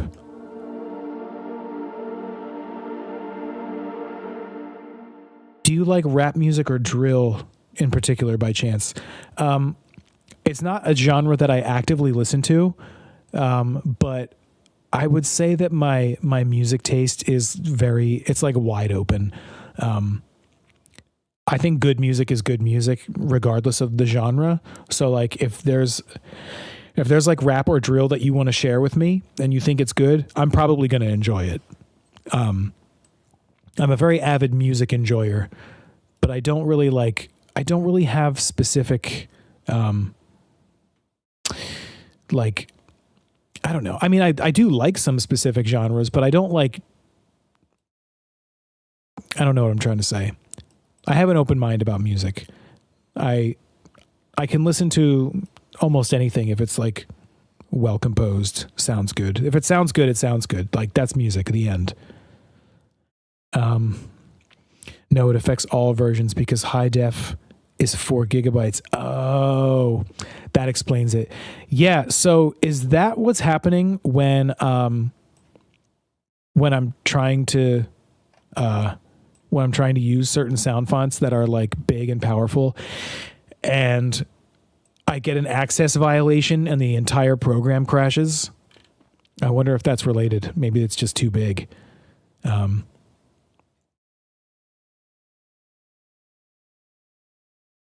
Let's see. Jacob Moore. Just saw that you streamed creating sound font a few days ago. We'll check that out. Oh, yeah. Sound font creation is fairly simple and straightforward. We've got this Polyphone here, which is a free program. All you need is wave files to put in it, and you have a sound font. If you have something like any DAW, there's lots of free DAWs. Reaper has a free trial that you can extend perpetually.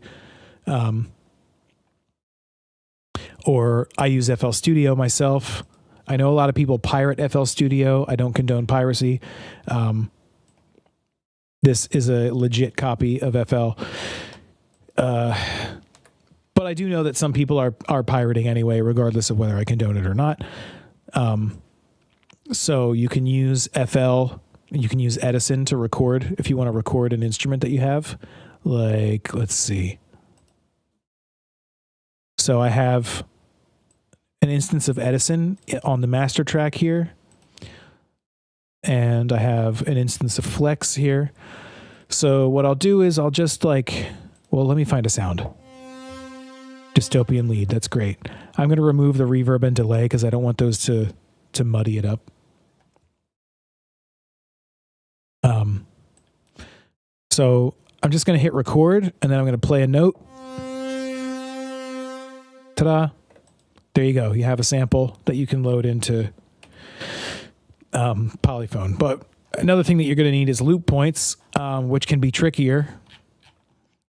In FL, I'm not sure exactly what the function is in other software, but in FL, you can, if your sample is a good length, like it's not super, super short, you can just highlight the middle section and hit Control L.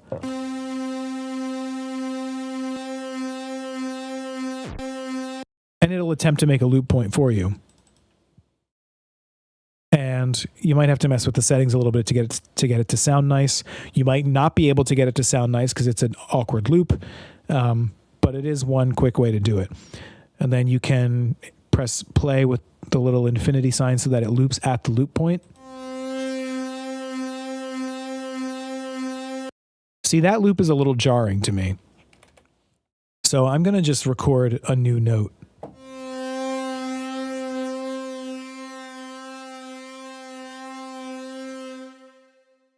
And I'm going to highlight this whole section here. A longer section will loop better if you're doing it this way.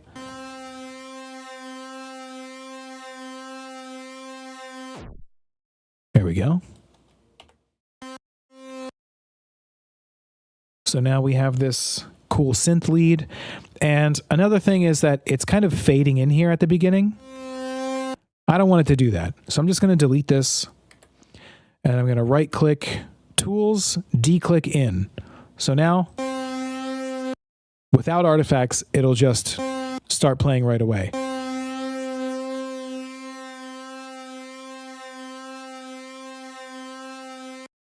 Great. Now I'm going to save the sample right here. We'll call it Wee-oo. I think that's the technical term. Now I'm going to close FL because because my MIDI device is open. Or I guess I could just go into MIDI settings and close the device. That would work too. Disable. Great. Now I'm going to open Polyphone. Free sound font making program. Do you make the sound fonts you create available for people to use in their music? Yes, all of my sound fonts. So right now I just have a Google Drive with the sound fonts that I make. I'm working on setting up something a little more official, but all of my sound fonts are like totally free to make. It's nice if you credit me, but I don't actually care that much if you do or not. No need for, no payment or anything like that. Just use it and have fun. So now I'm going to start a new sound font in Polyphone. And I'm going to go into samples here. And I'm just going to drag the sample that we just made into the samples portion right there. And because it's stereo, it'll be two. It'll be left and right. Holding shift, I will select both of them. Hit the little speaker here to add an instrument. I'll just leave the name Wee-oo. And now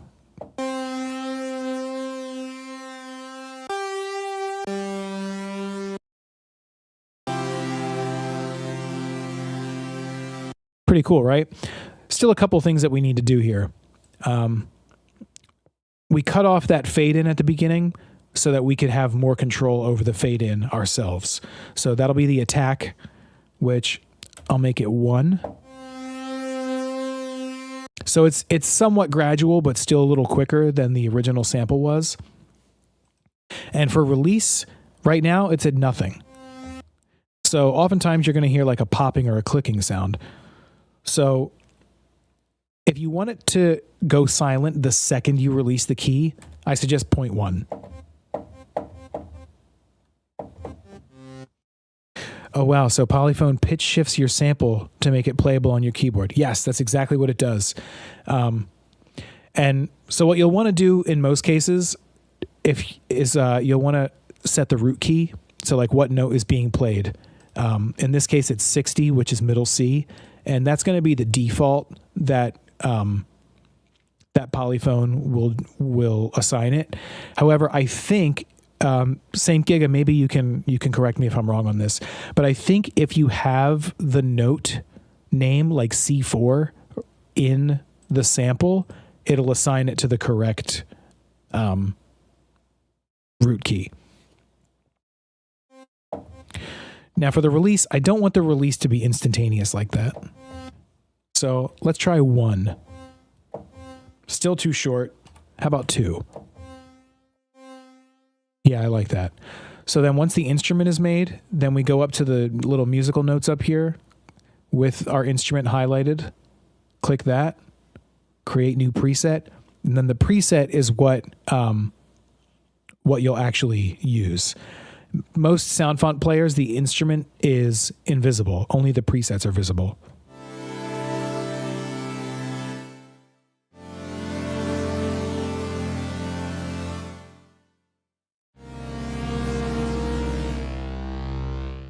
We can even play it all the way down here.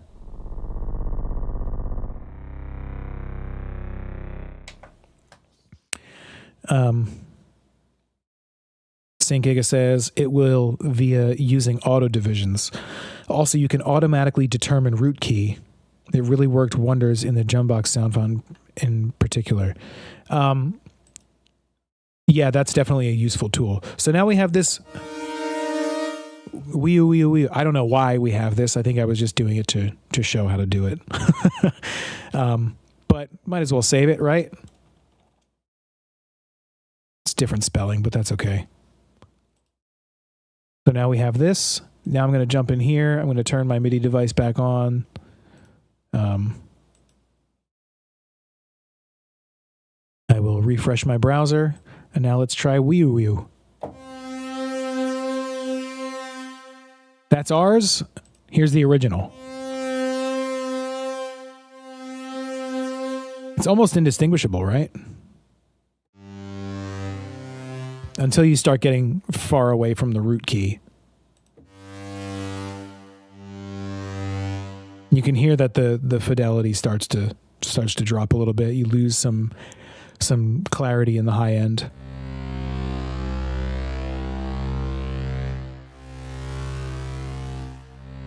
But honestly, that's okay, because what you can do is you can multi-sample if you want something that has more, has like a more vibrant sound across the keyboard. You can do you can record a sample of this note, that note, that note, this note, that note, as many as you want, and put them in Polyphone, and map them all to their respective locations. And then you have like it will result in a much bigger file.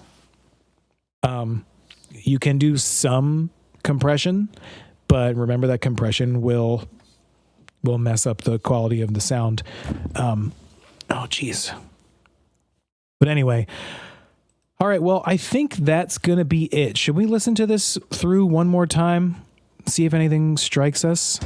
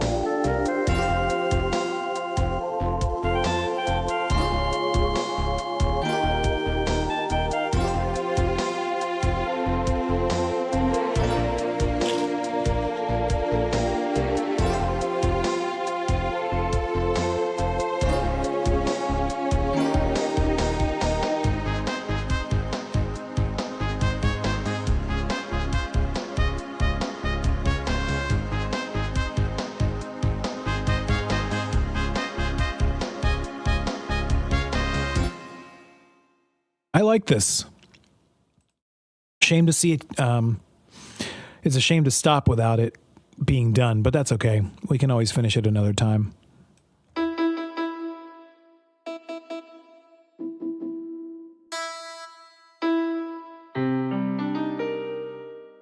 So I have this odd issue where I have this keyboard. It's called a Casio Privia. It's got 88 keys. It's from like 2007, and it's designed to be like an electronic piano. And it has 2 headphone jacks, but it does not have a line out. So what I want to do is I want to sample it, like thoroughly sample it, and turn it into like a full-blown instrument that anybody can use, like a contact instrument or something like that, you know, with multiple velocity layers and round robins and things like that. The only issue is that to get it recorded at decent quality, it's got to be line in. But it only has headphone jacks. And my interface is in mono. So that kind of makes it challenging because the piano is, of course, in stereo. So I'm kind of doing this thing where I might be cheating, and I think I might use Spreader. It's this plugin here, which like uses some kind of AI situation to turn something into stereo. I don't know how it does it. But you can see, like, for example, this piano is right in the center.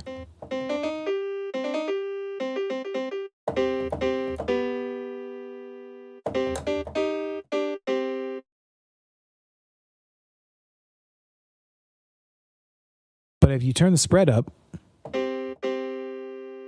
now you can see that it's in stereo.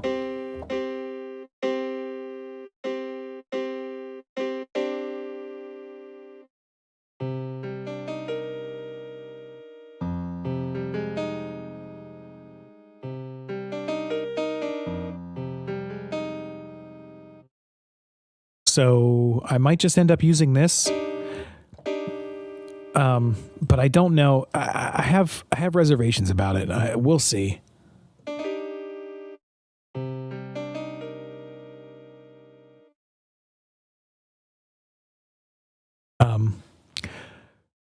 Another thing that I would really like to learn how to do is to upmix. Responding to what you're saying, Saint Giga.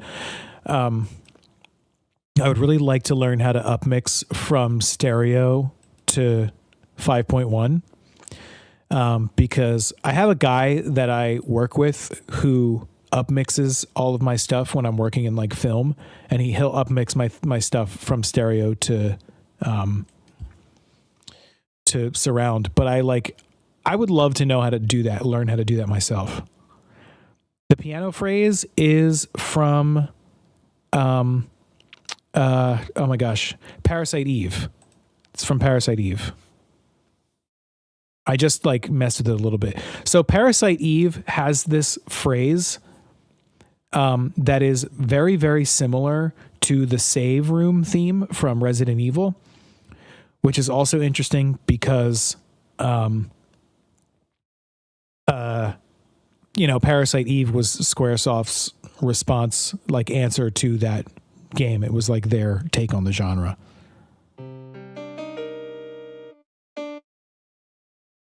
In Resident Evil, I think it's like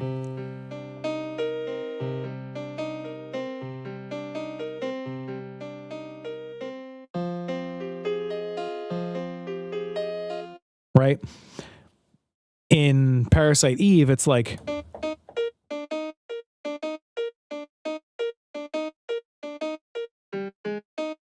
It's very similar. It's like it's pretty much the same thing. It's just with a slightly different rhythm.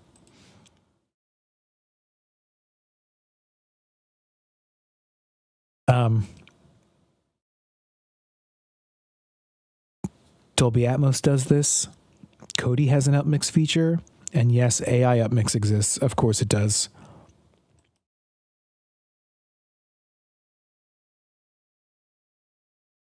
RE is what it kept reminding me of. Yeah, that makes sense. It's very different. Like the RE version is like the song from RE. I shouldn't say version because it's not the same song, but the Resident Evil song has a much like kind of gentler, sort of like pseudo acoustic sound to it, where the Parasite Eve song is very electronic. Um, oh no, I didn't. I did not check it out. I'm going to bring it up right now.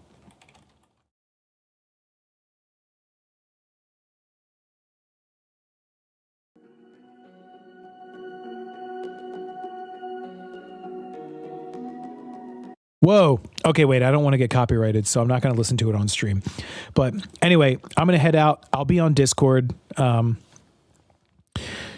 It's pretty late here.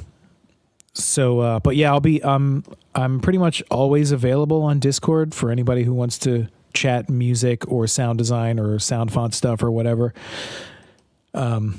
So yeah, thank you to everybody who joined the stream. Thanks Saint Giga for jumping in and sharing your wisdom on the topic.